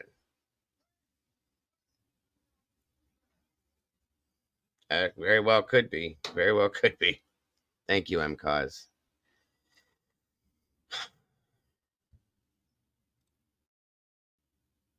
Wings with pointed tips and long legs bent at an inhuman angle. Now, while some doubt that the photos are anything meaningful, Point Pleasant locals insist that the Mothman is very real. I mean, he's their hero after all. There are just too many sightings around Point Pleasant for some locals to deny him anymore. One local, one Carolyn Harris, is the owner of the Mothman Diner, and unsurprisingly, she's adamant that the namesake is very real. First responders and the sheriff's department made her a believer after their reports. Now, Jeff Wamsley, owner of the Mothman Museum in Virginia, argues that with modern technology, it's impossible to tell what is real. Well, regardless if the pictures are real or not, we can all agree that the legend and the celebration of Mothman is alive and well, and definitely serves the town of Point Pleasant well. If you're looking for way more clips of cryptids and all sorts of strange things coming out of the West Virginia woods, we've got loads of that and then some on Top 5 Scary. Even got tons and tons of stuff about the Mothman if that's your trick. Make sure you hit subscribe. If you would do me the favor, hit the little bell as well so you don't miss a single video that we upload. But you got to do that at the end of this video if you wouldn't mind, because I got 4 more Mothman sightings coming up for you right about now. Number 4, Luke Pilgrim. Coming in for our next entry is going to be this clip posted to TikTok by user The Luke Pilgrim with a caption, "Scare warning, we survived an encounter with the Mothman." Let's take a look at this clip, why don't we, and You know, mind the scare warning. It might be scary. We could see someone outside, presumably a young pilgrim, playing, having a good time. And the youngster points up to something in the sky, something capturing their eye. What is it? A bird? A plane? Superman? No, something far more ominous. The camera pans up and you get a face full of the Mothman in clear view flying right towards you. Absolutely terrifying. Scare warning. Very correct. Now, I'm sure you're not stupid. I'm another story. I have a comedy writing degree. But since the TikToker's bio mentions that he's a North Georgian VFX artist and filmmaker, I would say it does seem a bit convenient that a VFX artist managed to land a perfectly framed and lighted sighting of a cryptid on camera. But I also like playing along with the fun here on Top 5 Scary. So even though this is CGI, let's just take that out of our brain, throw it that way. Let's just play along, eh? In this clip, we see a more threatening Mothman who is very real and not a computer. And a lot of people think of the Mothman as a sort of benevolent figure, in part because in recent years, the public image of the Mothman is that of a playful trickster, you know, a very marketable little mascot made into merchandise, statues, costumes, so on, so on. But when the story first came out, the Mothman was described as a violent predator and whose sight was a foreboding warning of incoming danger. So, if anything, this clip of the very real Mothman is more accurately depicting it than most. Number 3, Dark Cauldron. Coming in at the number 3 spot today is going to be this clip that was also posted to TikTok. That's where he is these days. Now, we know of Mothman as being sort of an unofficial symbol of Virginia. They gotta put him on the flag. Mothman is Point Pleasant's most famous resident, but if this next TikTok is anything to go by, he might have been struck by a bit of wanderlust and needed to stretch those giant wings and soared across the pond all the way to England. Now, this clip that doesn't make any sense, William. You're definitely not a troll, brother. Please send Cannoli, good to see you. And thank you for that. I appreciate that more than anything.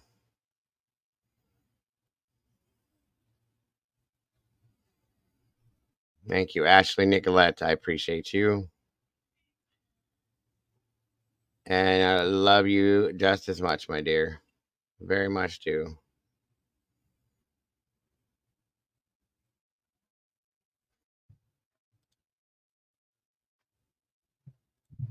claims that someone has seen the legendary Mothman all the way in England, in the town of Harrogate, outside the Yorkshire Hotel. Sounds like he packed his bags to scare locals in a new country. You know, probably gets boring scaring the same old Virginians over and over again. Point Pleasant's only so big. He's probably welcome back, Rondi. Should we roll the clip?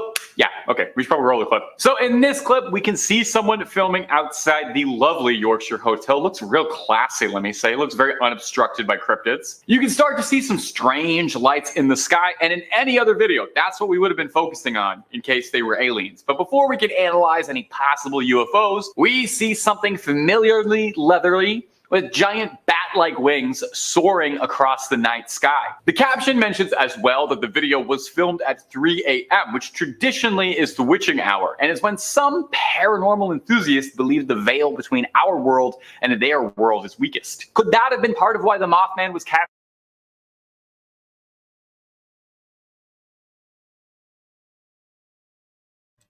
Whoa. Hold on a minute. Who disrespected Jesse? That didn't happen in here, did it?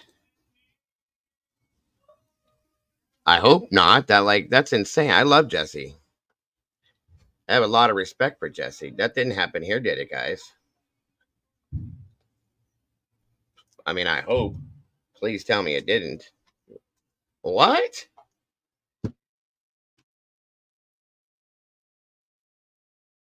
You're kidding me. I absolutely love Jesse. Yes, that is a fact. I have a lot of respect for him. Oh my God. That ain't cool. Wow. Okay then.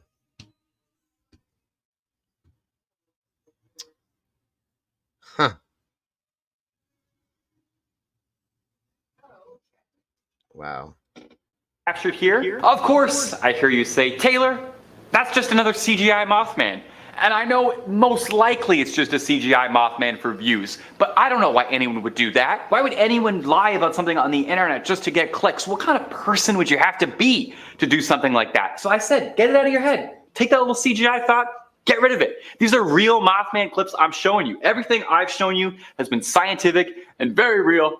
And talking about the Mothman is different than talking about UFOs or Ed and Lorraine Warren, so I'm not going to complain. Number 2, Slapped Ham. Little shout out for Slapped Ham. He's also in the Scary Videos game. He doesn't know my name, but I do watch your videos, Slapped Ham, so hey, shout out. Coming in next is this clip posted to Slap Ham's TikToks. As a brief aside here, I noticed TikTok is really the only place on the internet Mothman sightings are still happening. I don't know if Mothman's getting shyer, if he's been photographed too much, but it seems like it's getting harder and harder to find that guy. You can't find him on YouTube anywhere. TikTok's the only place. Maybe baby boomers aren't on TikTok. Well, it could also be because the Mothman has been getting more elusive as well. And the last point, we saw him fly out of his hometown of Point Pleasant to explore all the beauty that the Yorkshire Hotel has to offer. And if this next clip is any indication, he's a frequent flyer, because it seems like he's also managed to fly all the way down to Asia, because this TikTok claims he's been spotted in Beijing. Now, this next clip I also think could be considered UFO footage, since it's very difficult to make out what's going on here. Come to think of it, actually, wouldn't most recordings of the Mothman technically make him a UFO, since he's an unidentified flying object? That's something to philosophize about in the comment section for me. We see something glowing bright blue, and ethereally bright light is seen flapping through the sky, quite honestly looking like a glowing moth. Now, it's very hard to tell what is going on in this clip because the footage is like primitively low quality. Does it bother anyone else deeply that in a world where every single living human being carries a professionally high quality camera in their pockets at all times, that there are so few good videos of cryptids or UFOs or any of this stuff, even photos?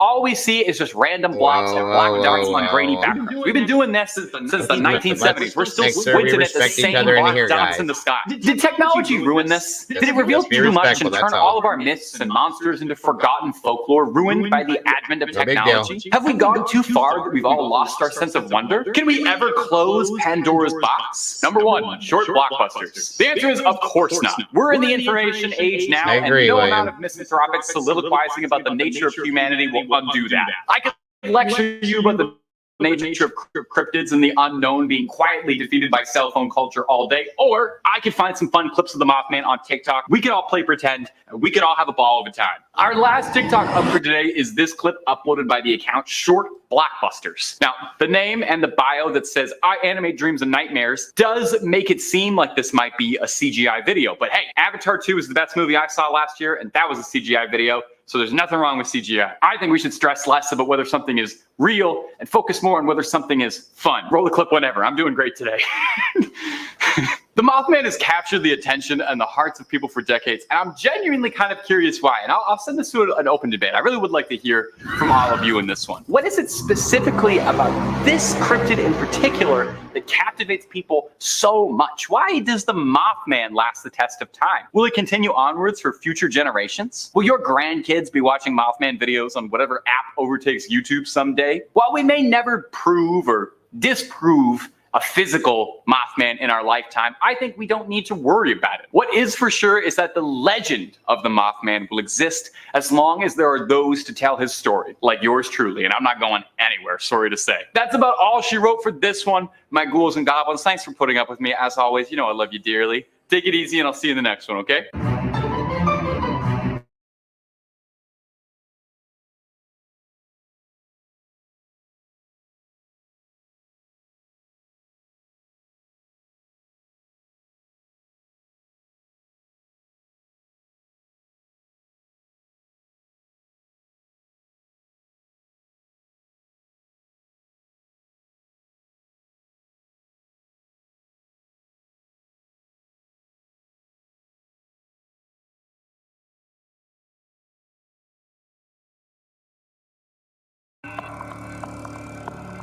I noticed a bright star over to my right, and all of a sudden it started to get bigger, and it turned bright red and started to glow, and like it burst through the clouds, and it came right over in front of the car, and we looked up, and the object was so big that we couldn't see the night sky or the stars or anything.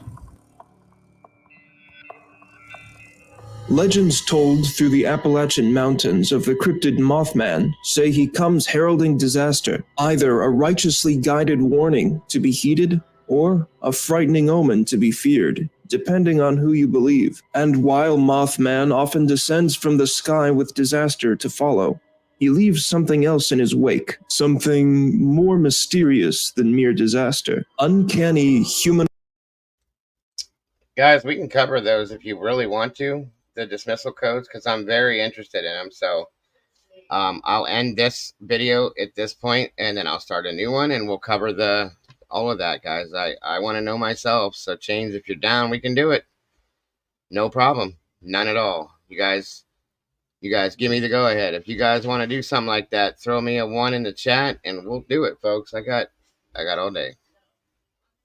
Once this is said and done, of course, we'll end this as if it's over, and then I'll come right back in, start a new stream, and we'll go in and do all that stuff. It's no problem, folks. No problem at all. Because I do want to look into that too. So if you guys want to, throw me a 1 in the chat, and we'll do that. Of course, once this is all said and done. Humanoid government agents swarming the sleepy hollers of West Virginia, terrorizing witnesses and stalking reporters. Telepathic messengers from beyond the stars with sinister smiles, stalking travelers at night and asking questions about the human race.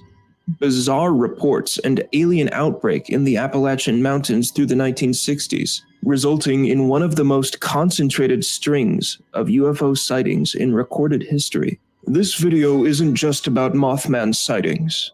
It's about what follows them. West Virginia's flying cryptid Mothman has inspired plush toys, a major motion picture, video game monsters, and even an annual festival in Point Pleasant. The first sighting of this figure, a towering black mass with shining red eyes, was reported at an old military munitions bunker in Point Pleasant, West Virginia on November 15, 1966. A month and a year later, to the date, the Silver Bridge joining Point Pleasant with Gallipolis, Ohio, across the Ohio River, would collapse on December 15, 1967, killing 46 people just a week before Christmas. In the next year, the area surrounding Point Pleasant became a playground of supernatural legend, changing forever the way its residents would look up at the stars in the night sky for the fear of what might be looking back. Long before the Mothman was first sighted, an incident across the country would be a sign of things to come.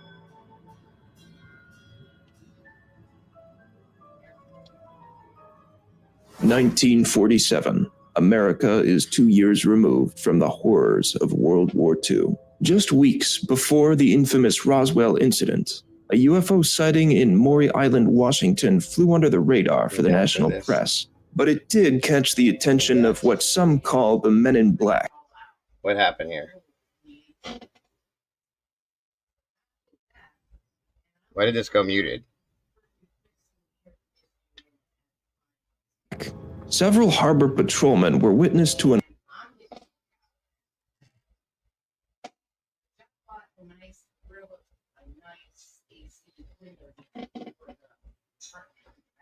You guys want to check out the No Chains? Are you down for that, hun? You feel like doing it? La la la. By the way, whoever it was that ordered the massage pad for my chair, I think I want to marry you right now, male or female. I don't care what it is. This is awesome. I got it today and plugged it in, and it's, oh buddy, this thing is nice. Oh, wow. An alleged flying saucer crash near Mount Rainier over Lake Tacoma. The patrolman had allegedly recovered artifacts from the crash site, only to be approached soon after by strange men in black suits and told not to talk about the event to anyone. The evidence soon vanished, along with the mysterious agents. These men in black would appear again 5 years later with a similar agenda. Bridgeport, Connecticut, 1952.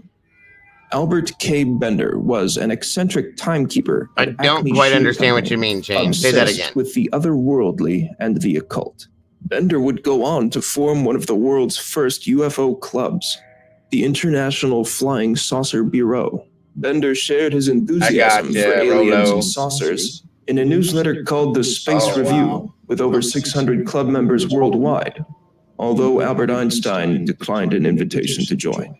But this little club of like-minded aficionados wasn't all fun and games. Soon after forming the club and publishing the quarterly Space Review, Bender began to be plagued by intense headaches and reported that the attic of his home at 784 Broad Street smelled of sulfur and was even, on occasion, filled with a yellow haze. At the cinema one day, Albert began to notice what he would call clergymen with glowing eyes peering at him from the shadows of the local theater and following him home. 3 men in black suits with threatening expressions on their faces. 3 men who walk in on you and make certain demands. 3 men who know that you know what the saucers really are. They floated about a foot off the floor. They looked like clergymen but wore hats similar to Homburg style. The faces were not clearly discernible, for the hats partly hid and shaded them. The eyes of all 3 figures suddenly lit up like flashlight bulbs. They seemed to burn into my very soul as the pains above my eyes became almost unbearable. It's from these very accounts that the term Men in Black was originally coined. They were said to always travel in threes and have an otherworldly quality about them, as well as the same sulfuric smell Bender had reported in his home. They ordered Albert to stop publishing the journal and to disband the organization immediately. Less than a year after founding the organization, Albert had been scared off. Just 4 years later, Albert's home and neighborhood would be wiped off the face of the earth as part of the state of Connecticut's urban renewal project, all to construct a new throughway for the... Somebody said that you kind of had a crash course in the reasonings behind the 24 reasons behind this or that. If you would like to spend some time, I'll come back in here after this is over, start a new one, and we'll talk about it, Chains, if you're down for it. Because at this point, I can sit in this chair till tomorrow. I have no problem.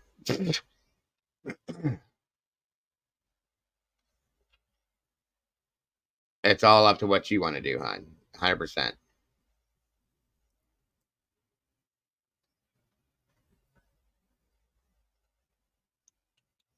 Yeah, you're welcome to come in. If you want to come back, Chains, and go over it with it, we can absolutely talk about it. I'd like to get into it a little bit more, too. It's up to you, hon. If you don't want to do it, it's no worry.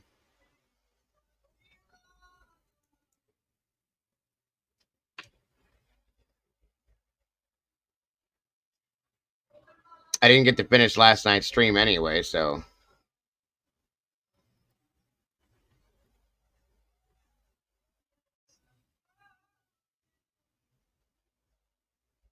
There's Miss Lisa, the Blue Flame integration. Thank you for joining us, dear.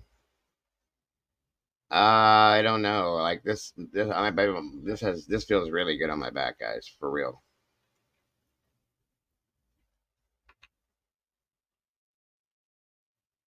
This is amazing.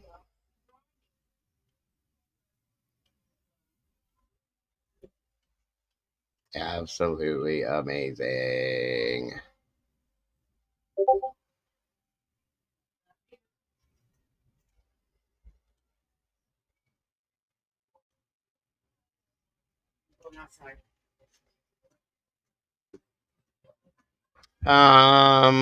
Probably. I can do that too. I can go live tonight, and I can do. I can go right after this too. It's up to whatever you guys want. Around 9, okay. You're welcome to join me, Lisa. Yes, absolutely. Absolutely. Okay, so Change doesn't want to do it right now, guys, so that's no problem. There's a link, Miss Lisa, if you'd like to join. Like I said, I could sit in this chair all day. I don't care. It has vibrate and heat and massage and everything. It's doing all of that right now, folks. It's crazy good. I love it.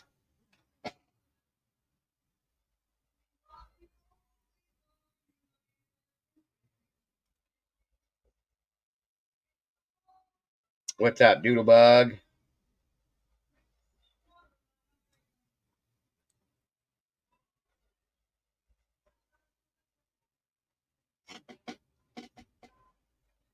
Yes, I have a habit chair now. This thing is amazing. Whoever it was, I'm not sure, but whichever one of you sent this, good God, I love you right now. I'm serious. Like, my back hasn't felt this good in a while. Hello? Hey, Oh, hey, what's up? how are you? Just great. I thought you said tonight. Yes, I just want to clarify. I have to go on the road for like 3 hours to go get my grandkids. So that's why I was saying later this evening I'll be more than happy to go over it with you. Oh, yeah, okay. That's fine. Sound good? Whatever works for you, dear. Okay. I would be definitely curious to hear I'm what you trying to came up. get Chica to come up with me as well. I would love to Come on, have a Chica. chick up here too. Oh We my got God, the this is connection. insane. This thing feels so good on my back. Hasn't felt this good in I don't know how long because I can't get back massages and stuff because of my injury. So, Does your back massager like have different settings on it, right? oh So it my has like God, the yes. rolling and the Yep, vibrating and the yep, heat. Oh man, yep. you're in another world. You ain't lying.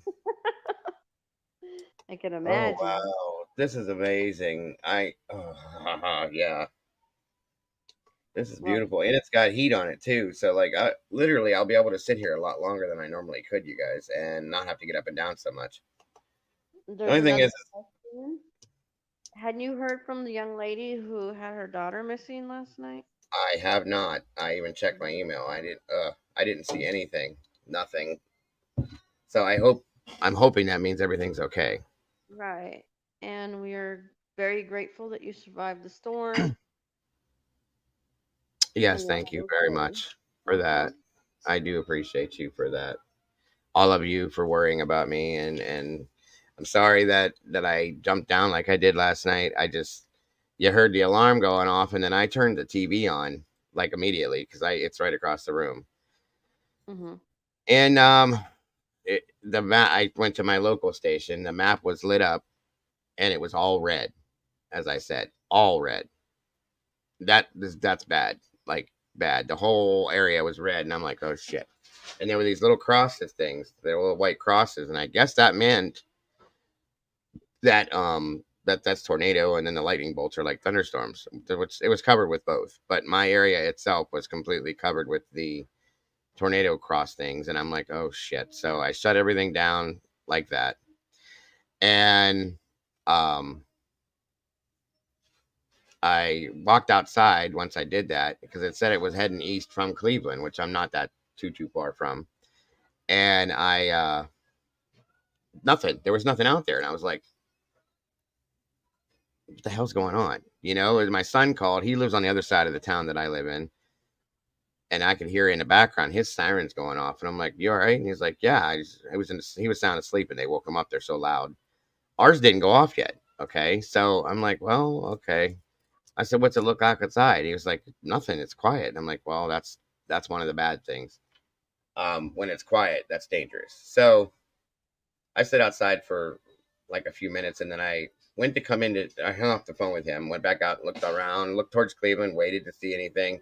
Didn't see anything, and then I came in to check my phone because I had sent a message to my other son and his wife to tell them. And as soon as I walked in to touch my phone, I heard something.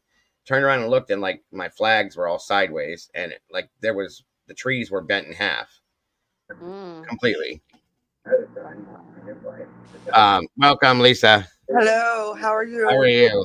So, one second, Lisa. So, when that happened, I was like, whoops, something's bad. Yeah, I'm pretty close to Amish country, mama, a mountain mama.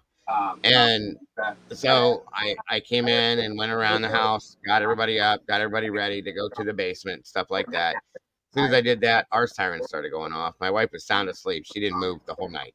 Okay. And it was straight line winds, which is what Tomboy just said at the bottom there. They were like hard. Like I opened my door, and then I went to open my screen door, and it about ripped it out of my hands. The trees were bent in half. These are huge trees too, and I was scared shitless because I'm surrounded by like 200-year-old trees, and if they come down, my house is pulverized. Period. So Well, I'm glad then, you survived. oh yeah, yeah, and it came through about 10 minutes later. They said it wasn't a tornado, but it had to have been an F0 because the winds were so bad. They were saying 85-mile-per-hour winds. That's not just a thunderstorm. That's whatever you want to call it. Okay, it lasted about 20 minutes, and then we were good. Of course, my power went out because it always does. You can sneeze and the power goes out. So that's just how that works. But that's it. And here I am today. So, but thank you for worrying about me. I do appreciate that very much. We always do.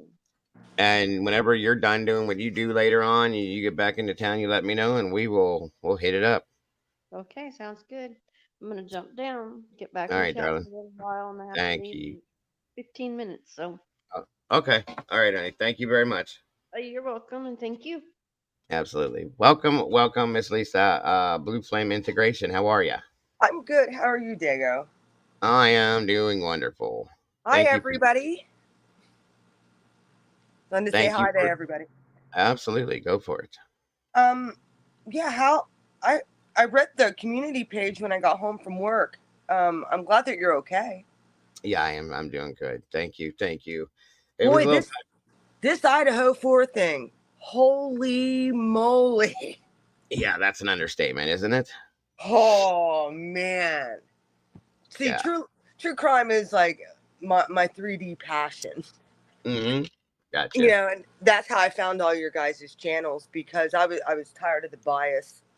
And finally I'm like, oh my goodness, there's actually people who can see through this bull crap like me. Yeah. Yeah. Absolutely. I'm glad to know that you feel that way. Oh yeah. Ever since the Gabby Petito thing, and what I saw happen with Brian Laundrie, and how the FBI, like, that was all, it seemed to me to be so staged when Roberta Laundrie went and found his stuff. She knew right where his stuff was. Well, I said the same thing. I watched that happen the day that the parents finally decided to go on their little search after everything dried up. We watched them walk around for 10 minutes maybe, and then Chris and Roberta take walking off across that little pathway. Roberta goes straight ahead, and Chris took a right and walked right over to him. And I went, "Are you kidding me?" Right? It took like 10 minutes to find his stuff. Not she even. Knew right where it was. Yeah, it was all set up. You knew that was there. And I can't. These things are ridiculous at this point. They really are. Well, there's a lot of I'm people. wondering, you know, and I'm just like that. I'm very cynical when it comes to this. I'm wondering how much stuff is staged and why. Why are they trying to get everybody's attention and focus on these cases and take everybody's? I don't know what they're doing behind the scenes. Something's going on. It's scary though, because you're right. In a lot of senses it is. What the Kylie Rodney case, there was something going on. Oh yeah. Truckee, California. Yes. That's the one. I was into that. Corrupt. Oh yeah. Yeah. You know, and the stuff, I know a lot of people don't like Ryan Upchurch or whatever. I mean, a lot of people do love him, but that's beside the whole point. He actually really gave a crap about all of that going on. I agree with that. I think he did. He really wanted to find that girl, and he wanted to bring justice to the family. But then the family seemed to be turning on people that are trying to help. So who knows? That's what never made sense to me. And when we were talking about it, we were just kind of like, when her mother started to pretty much act like, I don't want anybody looking for her. Basically, I don't want anybody's help. I don't care about this. We were all kind of like, what? It's your child. This is your child. Yeah. Why are you thanking people who still don't understand that. We already have North Carolina, and we're gonna be checking it again. My son's been out there 3 times now just to make sure, because some of them could still snap because of the wind and stuff. So yeah, I agree with you. Thank you, brother. I appreciate that. But yeah, it's weird because Truckee, California reminds me a whole lot of Moscow, Idaho. It really does. I've said that months ago. I was saying the same thing and thinking the same thing in my gut. I'm talking like I'd say probably February, when all this stuff really started switching in my brain, whether or not what was really going on, and whether or not Brian I sat there and I thought, and I saw the timeline, and I'm like, there's absolutely no way one person did this. Even if it was him, somebody had an accomplice. There's no way somebody could have got that done in 7-8 minutes. I'm Yes, sorry, ma'am. there's not. You are correct. I do agree. I think even a trained killer would have an issue getting that done. Now, however, if they had a gun or something, I could see that. Like that wouldn't take that long. Yes, and I said that too. If they would have went in with a gun, bing, bang, boom, they're done. One person out the door, bye. That's it, and that's very simple. Yes, but with a knife, fighting with somebody, wrestling with somebody, defending themselves. Okay, yeah, you're going to have a little bit of especially in 9 minutes. Come on, there's going to be a time constraint on something like that. So I get it. Well, and there's going to be blood everywhere. Of course, everywhere. Of course. Well, sorry to get you off track. I wasn't really sure. I just woke up like a half hour ago. Oh, no, that's fine. We were just covering the Mothman myth, I guess you could call it. Is it myth or is it truth today? And stuff like that. Every Friday I go in and do something a little different that's not true crime to kind of take a break from it. Yeah, we need that. I really enjoy these too. Definitely. Good. I'm glad to hear that. And I think next Friday, unless somebody has a specific request, next Friday, I think we're going to start looking into, or that day, we're going to look into Bigfoot. There's a lot of people that have approached me on my phone and said, hey, can we talk about Bigfoot? Can we do this? Can we do that? Sure. We'll talk about anything. I've never saw Bigfoot, but I know people who have claimed that they saw like these Bigfoot type looking creatures close to around here. Yeah. I was told that Bigfoot is I think my personal opinion, my gut instinct is they're interdimensional. I don't think I've heard that too. That's not the first time I've heard that. Well, if you think about it, watch Star Wars. You want to talk about aliens? Star Wars. You have Chewbacca. Mm-hmm. That looks like Bigfoot. Like they're kind of already telling us in the movies what's actually happening. They have to disclose this stuff. Mm-hmm. That makes sense. Some way or another, even if they do it through movies in Hollywood, they'll do it. Sure. Because they have to. Yeah, that absolutely does make sense. And I've had a lot of reports. There's a lot we can cover when it comes to that, because while doing the paranormal investigation and stuff like that, I've had people come at me with Bigfoot stuff, and I'm like, I don't really cover Bigfoot, but I will. I don't go out and handle it, but I'll do it here. I have no problem with that, because I've got a lot of people that have come to me. I have a few friends of mine that they're hikers, avid hikers, that go out to the Allegheny Mountains on a regular basis, and they swear to God they've seen them. And who am I to say no, you didn't? But you saw. I know you saw something, because you wouldn't have said that. I've dealt with more ghost stuff than I have I've saw UFOs. I've saw plenty. It's been a family generational thing. My dad had saw them. My daughters saw them. I've saw them. I've had missing time after I saw. Well, during that, I had 2 hours of missing time. I have no clue what happened. I wanted to get a past life regression to see if maybe I could come up with something, but I'm kind of a little bit timid and afraid to know what actually happened. I know I'm terrified of the dentist. I can tell you that. I am too. Terrified of the dentist. I'll be honest with you, I am too. I don't know why, but I am. I didn't used to be. I never really liked going to the dentist, obviously, but now I'm just utterly terrified. I didn't either, and I had. That's weird that you said that, because I didn't have a problem with it ever in my life, and I still go, even though I'm terrified of it. But in the year 2000, I had brain surgery done. I have a crazy scar everybody can see right here. Okay. Oh my. Okay. And everything went fine. Everything's good, so on and so forth. But from that moment on, during that surgery, I woke up at the very end of the surgery. I remember this too. I woke up and sat up on the table, and I grabbed the tube, because I remember trying to inhale like that, and I couldn't. But they were breathing for me. They had a tube in my lungs with them. You know what I mean? That kind of shit. So I literally pulled that tube out of my mouth, because I couldn't inhale. It freaked me out. And I was like, yanked it out. And then they grabbed me real quick, and then they injected me with some more of that white stuff that knocks you out like that. And I heard this beeping noise going crazy. I remember that. And I remember them laying me down, and that's all I remember. And then I woke up in recovery, and I had a turban on my head and all this shit. And I was like, wow, what the hell was that all about? So what happened is they gave me, when you come out of a surgery like that, they give you a medication to reverse your anesthesia so that you'll start to come out of it. Well, I came out of it quick. Okay. I guess it's because I'm so stubborn. I don't know. But I came out of it way too quick, went to pull that, and they weren't done sewing me up and stuff. So what they do is when they're finishing up your stuff, they'll start to bring you out of it slowly so they can, plus it was a brain thing. So they had to check my reflexes to make sure I didn't have any weird things going on, everything was right. Mm-hmm. I came out of it way too fast. Whether it was me or the anesthesiologist brought me out of it too quick with too much medication, whatever it was, that's what happened. So anyway, I woke up fine, so on and so forth. Everything was good. I went home in 5 days with that whole scenario from the Cleveland Clinic. I was good. Shortly thereafter that, I had to go see a dentist. Okay, probably about 6 months later.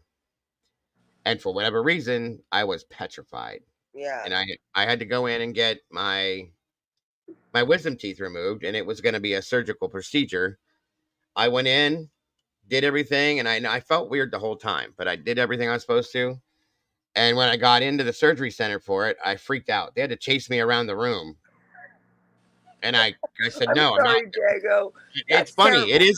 It is funny. It really is, because I started freaking out. Like, don't touch me. I'm not doing this. You can't do this. I'm not. No. I was freaking out like a little kid. And I was like, what the fuck is wrong with me? And I went home. The doctor was pissed. I'll put it that way. He was very mad because he got up at 5 a.m. to be there, blew off all the rest of his stuff to do this, and I blew it off like it was nothing. So he lost all that money. So I rescheduled it, and I went in, and he's like, are you sure you're going to do it? Yes, I'm positive. And I started feeling that funky way again. I was like, wait a minute. Can you give me something to calm me down or something? They're like, absolutely. So I'm sitting on the bed, and they come in. I think they said it was Visceral. They gave me a shot of this Visceral, I think it was. And I was just like, after that, dude, you can operate on my whatever you want to touch. Come on, let's do it. So if anybody ever has issues with it, like, get the Visceral, folks, because just like within seconds, I was like, yay. Let's Here, go. you can have my brain, folks. I don't need it no more. Let's do this. You know what I mean? So it works. And then for whatever reason, everything I've had to endure after that, I've just been scared to death to do. I don't know. I've developed an anxiety, a strong anxiety. I already had it, but not like this. And I'm petrified of it now. It's weird. So yeah, I haven't, ever since COVID, I was pretty done. I'm like, whatever. If I have to get dentures at one point, I don't give a rip. Like, at least I know that they'll put me under. I'm not gonna have one tooth pulled and then, nah, right. I'm good. I don't want to see the dentist. When it gets too bad, I'll go. But until that, it scares the crap out of me. I don't like it. Dago. Yes, ma'am. You were talking about haunted places and stuff like that. Uh-huh. My house is extremely haunted. Oh. Yeah. Which I would be more than happy to allow anybody to investigate if they would like to. If they would like to come to my home around here. I live right on top of Fort Augusta, which was a British stronghold during the Revolutionary War. Okay, where's it located again? Fort Augusta. It's in central Pennsylvania. I live in a town called Sunbury. Sunbury. Okay, I've heard of that. Yeah, I'm not that far from it, actually. No, we're neighbors across the border of the state. So. Gotcha. That's cool. Very cool. So if anybody would like to, you can email me. I'd be more than happy to open up, my home to allow somebody to come investigate. I have no problem with that. The other night, my boyfriend was downstairs. He just moved in a month ago. And he was laying on a couch and was woken up by, he was half asleep. And I guess a candle flew off. I'm so used to this stuff. It doesn't even bother me. I told him, just can't show fear. Mm-hmm. That's all. You show fear and they just like to mess around. My ghosts here are just noisy ones. They're just annoying. I Gotcha. had to have a shaman come in here already because when I moved away, I own a duplex. Okay, and it's I don't think it's necessarily the house technically that's haunted. It's the land that's haunted. This was very much so. The Native Americans were here. I won't call them Indians. My goodness. Yeah. Native Americans were here. Chief Shikellamy was the overseer of this area, and I actually legit feel like he is one of my spirit guides. Okay. Watches out over me. I had to have a shaman come in here because at one point, there was a skinwalker that was in my house. Whoa. They can shape shift and morph and take on human form. Right. We covered Skinwalker Ranch last week. I don't think you got here till the end, but yeah. Yeah, and I apologize. I'm so late into this stream. No, it's okay. It's okay. It's quite all right. But yeah, I had to have a shaman because you can't technically. I mean, you could try and remove them with a priest or holy water or whatever, but that usually just makes them mad. You legit have to have a shaman remove them. Okay. I believe that the Native Americans, when white man did what they did and brought alcohol into their lives, I think that was kind of, and not to mention stealing the land because they felt like the land wasn't for sale. It was nature. It's not for sale.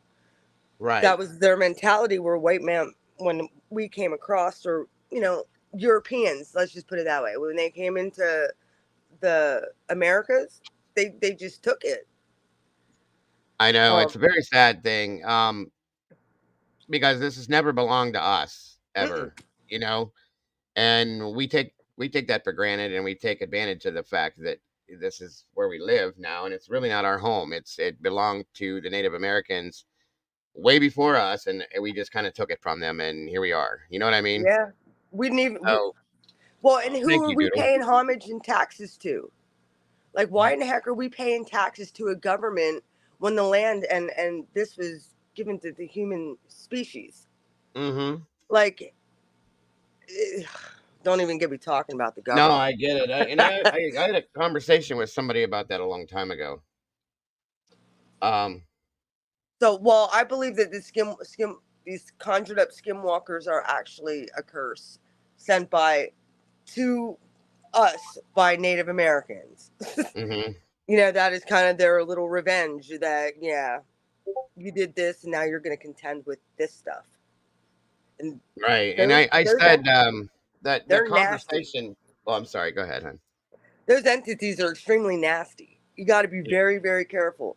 That's why they can make you really a very haunted location can make you very sick or kill you, or make you do weird things. It can take you right out of your own consciousness. That's called demon possession almost, but right. I saw that. I saw people, they enter a house and they're normal when they come in, and then they're normal when they leave, but while they're there, they're weird.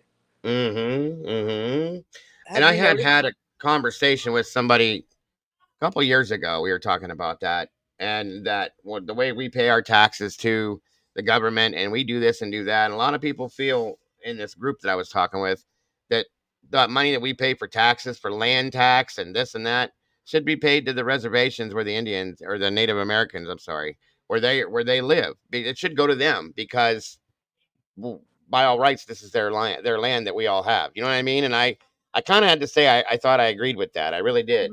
Well, the Native Americans wouldn't take that anyway because they feel that the land was provided to everybody. They were very peaceful people until we changed that. Till the Europeans changed that.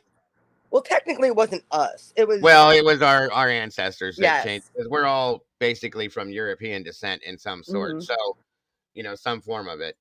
But that's what changed it all. And it was just, if you think about it, the long way, it most definitely is a hard pill to swallow in some ways. So I can agree with that for sure. Yeah, I don't think our generation needs to go on an apology tour or anything. We didn't do this. We did not have nothing to do with Absolutely, it. the ancestors did. And the thing is I think if you sit back and critically think about it, Mm-hmm. you know, as long as we have empathy and we can respect their culture, you know, we should. And yeah, you're right. If we as long as we can realize and understand where our land came from, and if it wasn't for those people, we wouldn't be here right now. Then Absolutely. yes. Well, Then we yeah. went. We needed to take a step back and see where we went wrong, so we did not repeat this in future generations. I honestly believe that's what Generation X is. Yeah. We were the let me get in. I'm going to talk astrology for a moment. Sure thing. Go ahead. Our generation is me and your generation, Dago, is Pluto in Libra, which Libra represents the scales of justice. Gotcha. Pluto's already all the way up in Capricorn right now, so that generation is going to be, oh my, our children, yeah, our grandkids. Wow, they're going to be hellraisers. They're going to take this whole system down. I'm just letting you know. I agree with that one. I do agree with that one. Hold on 1 second, dear.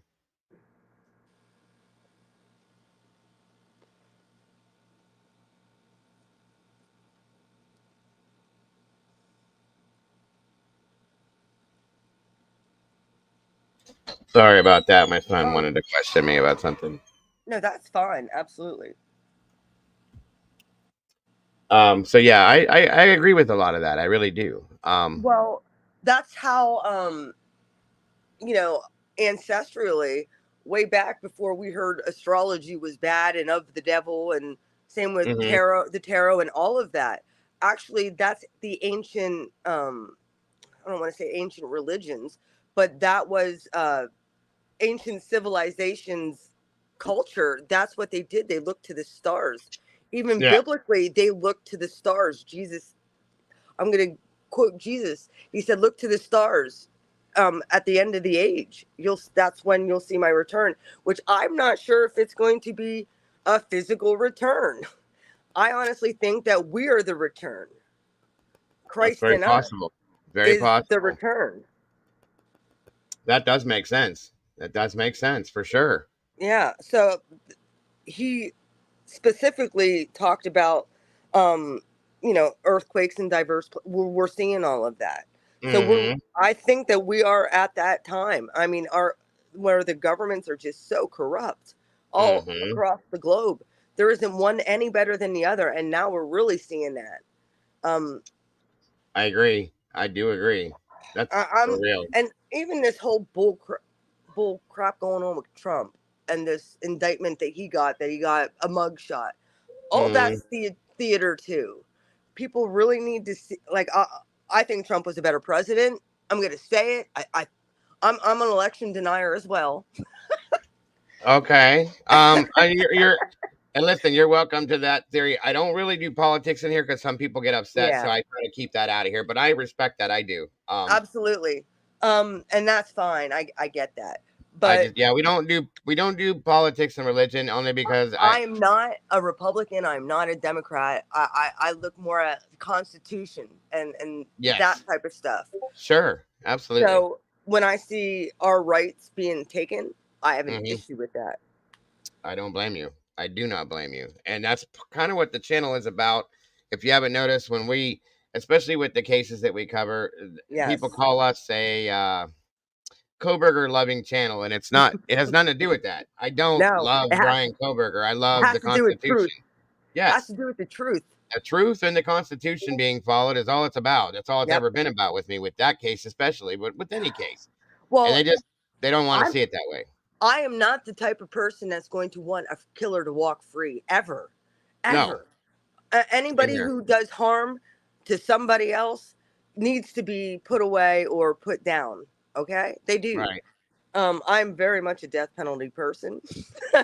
If they deserve it, and I think that there's a lot more people that deserve it, that have been found guilty, that have been sitting on, I don't want to say death row, but yeah, they've been sitting on death row for 30, 40 freaking years. Why?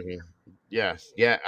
Situation where I grew up at. One of the reasons why I got into true crime was a friend of mine was unalived horribly and sadistically and tortured. And the gentleman, the garbage that did it, two of the two men that did it were found guilty. One was put on death row. One got life in prison because he didn't actually do the acts. And the guy that did it is still sitting on death row. That happened when I was 12 years old. I'm 48 years old. So that'll tell you we've been paying for this man to live and eat and sleep and whatever is wrong with him, because you get the best medical when you're in prison. We've been doing that with our money. Our tax dollars have been paying for that for all these years for nothing. Yeah. Well, the criminal justice system is extremely broken. I have degrees as well. I have a sociology degree, a bachelor's in sociology. My tract that I followed for my degree was juvenile delinquency. Okay. And then I have an AA in criminal justice as well. And I can't even practice, or work with my degree because I don't want to work for an agency that's corrupt. And I won't. I would be putting myself at grave danger because of other abilities that I have with psychic abilities and stuff, that if I would hone into a lot of these cases and stuff, which I do on my own time, and then it ends up coming out 3-4 months later, exactly what my intuition was telling me was going on. It happened with it happened with Brian Laundrie and then Gabby Petito. It happened with Truckee. I knew that girl was in the water when she first went missing. I kept on saying she was in the water. Nobody wanted to believe me that she was in that water. And then when they searched the lake and said they didn't find anything, I'm thinking, no, wait a minute. Like, I know what my cards told me. I know what my gut told me. She's in that water. And then she's right there in the water. And I'm like, I knew it. I had a friend who actually died in a very similar way, with driving into water and not being able to get out. She was up in Maine. She went crabbing. We were supposed to go to the beach that weekend, and we ended up not being able to go. So she took vacation at work, drove up to Maine with a friend up there then, because we couldn't go to Ocean City, Maryland. So she ended up with a friend, and they were hiking, and they ended up getting lost. First off, talk about some Final Destination stuff. They got lost, and because of the fog, and then the GPS took them off a boat ramp into the ocean. And one of her friends up in Maine and their dog all perished in that.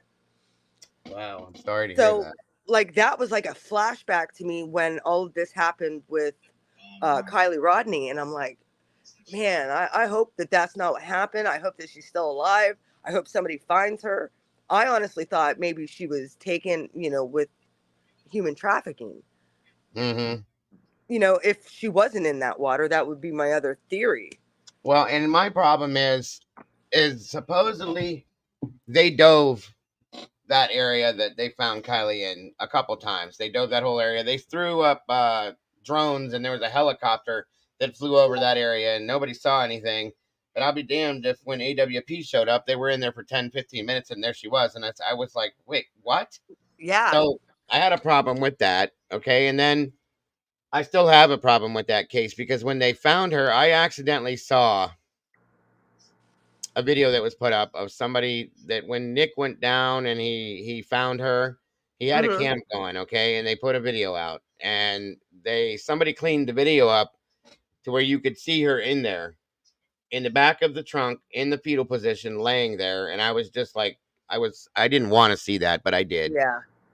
And I saw the same video, Dago. Okay. And it was very clear. You could see her in the fetal position, laying in the back hatch, like she was there the whole time. And to me, there's no way that little girl drove that car into that water and ended up back there like that. There's no way. Not with a little bit of amount of space, but they're trying to say, well, she floated back. There's no way she floated through a 6-inch hole. There's no way. And if that's the case, then she could have swam out the windows. Okay, Exactly. so no. And then again, the autopsy result comes back. There was not enough water, and I was in EMS and fire for years, so I know about these things. I was expecting to see her lungs full of water, her stomach full of water, whatever. Okay, there wasn't. So that told me that she was died deceased before. before she. Yeah. Correct. So you put those two things together alone, and that's enough to tell me this is bullshit. I'm sorry. So, and then next to that, chick just made a good point. It was another thing. And she says, and this is a fact, I didn't know this, and I went back a while ago and looked, and I'm like, what the hell? When I didn't pay attention to these things until after the fact. But when the autopsy results came back, as I went back and reread it, how a 5-pound, 120-pound girl lost 17 pounds and 4 inches. Like it's almost like it's a completely different body. Now, I did go look. These things can happen from being in the water for a period of time, but not that dramatically. Okay. So I have a huge problem with that too. Yeah, and the thing is with my degrees and stuff, I would have loved to, like, that was my ambition, was to get into helping people with cold cases and stuff like that, because I have the degrees to do so, to get into that field. But I also have the intuition, and if I pick up on corruption, I would be I would be putting myself at grave danger, because I don't trust the FBI. I don't trust the CIA. I don't trust local law enforcement at this point. Right. And I know that offends some people, but I don't care. It's the truth. Right. I'm not saying all law enforcement is corrupt. Absolutely not. To blanket statement, everybody. I think that there is good law enforcement out there. Sure. But then you got, it seems like the higher level up you go, the more corrupt there is. And I just wouldn't want to pick up on something where my thing is find where these people are, and whoever did it is none of my business, type of thing. Because just make sure you have the right people. That's all. Exactly. And it's so hard to find the right people this day and age, especially when you're an empath and can pick up on haunted locations, pick up on that type of. I could walk into a house and tell right away, whether nobody will have to tell me. I could tell you what happened, what trauma happened on that property, on that land, and I have no background of it at all. I just can't know, and then I get verified after the fact. I've done this with myself to test my own abilities, and I'm always, I want to say always right, but 99% of the time I'm right. Yeah. No, that makes sense. So, I mean, like I said, I really could be helping. It's just, I think that a lot of these law enforcement don't want some of these people found at all. Yeah, I can agree. And I've been saying, even with this Idaho 4 case, I told my boyfriend this one time, and I talked to a girlfriend of mine. Her and I were discussing this, and sometimes when I'm really deep into a case, I'll legit either dream about what happened, or I will be wide awake and go into a vision and see what happened. Sure. Yeah. I've talked to quite a few people that do that. Yeah, I can get into another realm that way and figure it out. It's very scary too. Absolutely. To put yourself out there, and I just wouldn't want to work for an agency that would try and kill me because of it.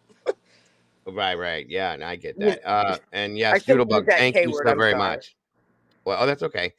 Thank you so very much, Doodlebug, for the gift. I absolutely heartfeltly 100% appreciate that so much. Thank you again to all of you. Yes, everybody, hit the like button for Dago. Thank you.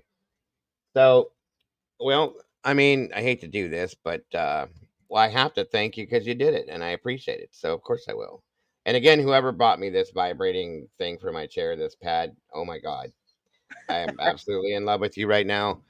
This is amazing, completely.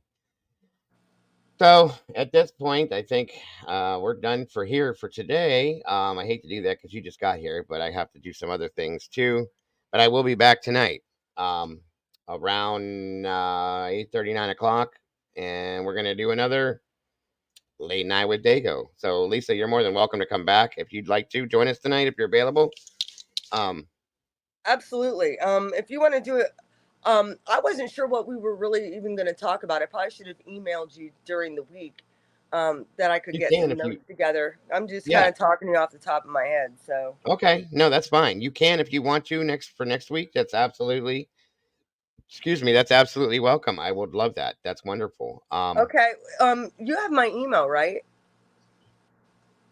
I don't think so. Okay. Hold on a minute. Let me go ahead and write that down. Sure. Okay, go ahead whenever you're ready. It's Beautiful Mind, BEAUTIFUL, Mind, MIND, 4275 @gmail.com. Awesome. If you would like to put these type of shows together, and I would be more than happy to collab with you or talk with you about it. There's a lot of, when it comes to the supernatural, that's my main forte, and my channel is all about that. Awesome. Basically just talking to people. I also read tarot. That's so we're all out there. My channel is very much a spiritual channel. Okay. I do talk a little bit true crime on there, not a whole lot, because that's not really what my channel is. That's my guilty pleasure when I come over to other channels and talk true crime. But no problem. No problem. I talk aliens, I talk UFOs, I talk about mostly my experiences. I can't really vouch for anybody else's experiences. Sure, but you can always give your input and your opinions, and that's what it's about. So yeah. And if anybody has any James. questions, or anybody's, because I'm telling you, when you're living in a haunted house and stuff like that, it can be very isolating, because some people just don't want to believe you that it's real and it exists. They think you're crazy. You are absolutely correct. What is the name of your the full name of your channel, Lisa? It's Blue Flame Integration, exactly what my name is. Okay. We have some people asking if we can drop a link for that, guys. Somebody in here, if you don't mind, go on over there, show some love, subscribe, and check it out, folks. That way you could see whatever Miss Lisa's doing throughout the weeks as well. Not just on Fridays. I do a lot of encouraging too. Of if I can do this, you all can do. Like, I try to encourage people to continue on evolving within themselves, and just giving people tips of how not to get offended, and just not care about anything outside of our own self. We can control ourselves, and everybody seems to get upset with this person doing this. No, we need to focus on how we can change and evolve within. That's what a lot of what I talk about. That's awesome. We need to see people need to see things like that, and I truly believe in that. And maybe I'm going to be doing a mental health show here pretty soon, within the next week. I had to cancel it last week, but we're going to be doing it here soon. And I'm going to be having Draw Latina. Miss Heather Mosher is going to be joining us as well. I also worked in behavioral health as well. And so if you want to join us for that show, that might be having 3 different minds to talk to about that would be amazing. And then thereafter that, we're doing a domestic violence show as well, and which involves the mental health aspect as well. So I've been in some pretty traumatic relationships, so I can understand that whole thing too. It happens. Yeah. Thank you, especially Gypsy, to a lot of empaths. That whole narcissist empath dynamic, I know it to a T at this point. I've studied. Oh yeah, yes. That's a fact. That is a fact. Oh, absolutely. This has been awesome, Lisa. Thank you very much. You're very welcome, Dago. I really do appreciate you, and all of you guys. I do. Again, for my apologies for earlier in my little breakdown, whatever you want to call it. Like I said, people were sending me messages asking, "What's wrong with you? Are you okay? What's going on?" So I felt that I need to explain.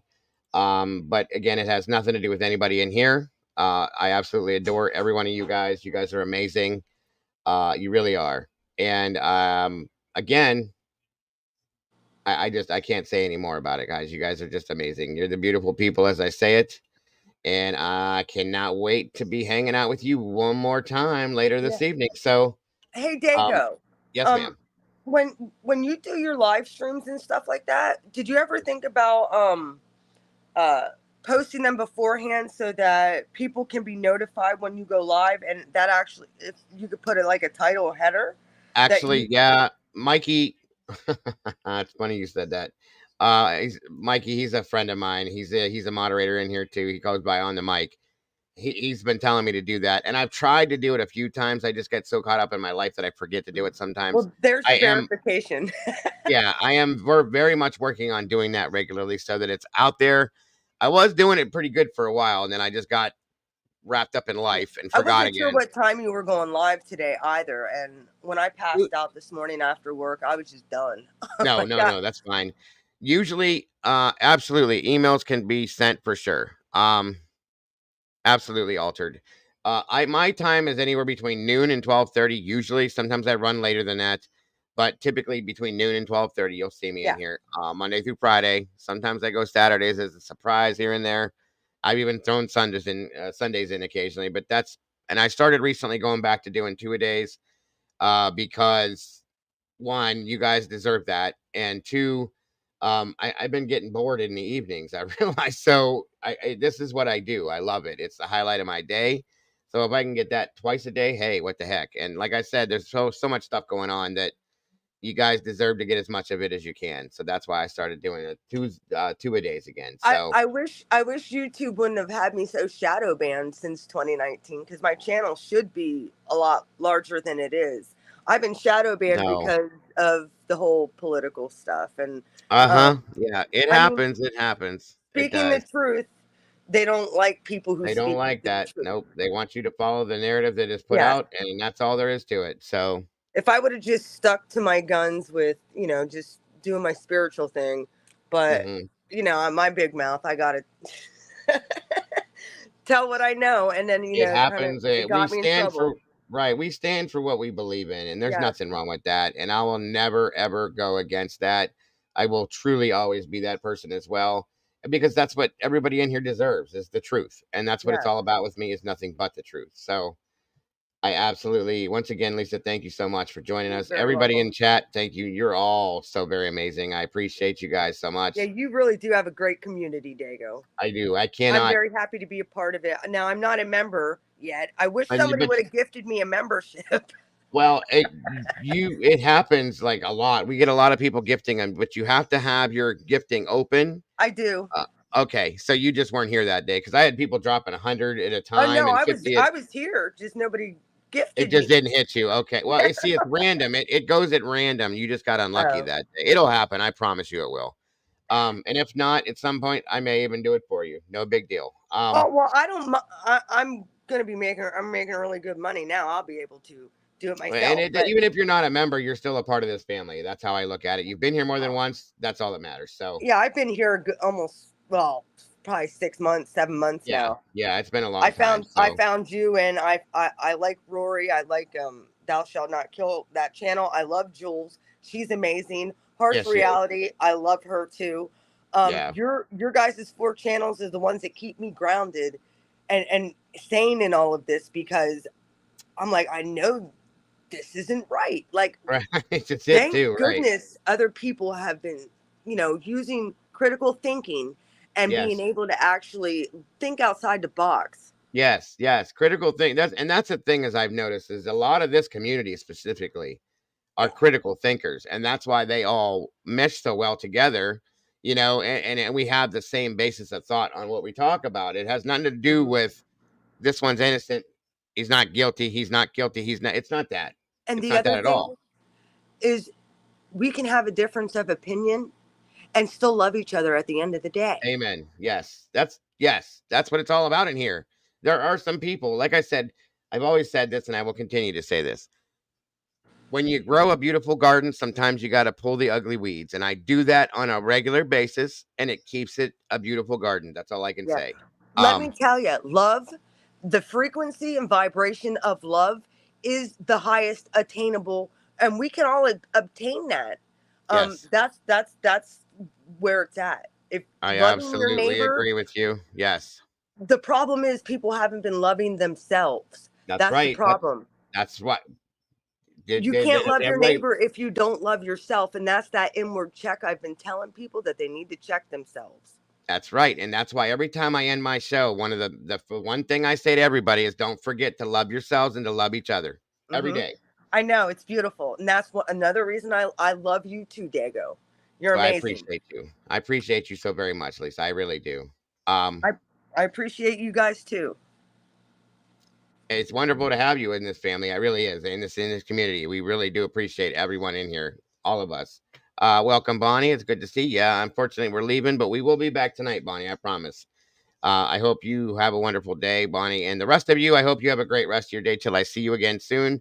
Yes. It's only a couple hours, and we will be back doing this, guys. So have a great rest of your day. Lisa, thank you once again. I love you guys to death. And like I just said, don't forget to love yourselves and to love each other. And I will see you guys on the other side. Bye-bye. Bye-bye.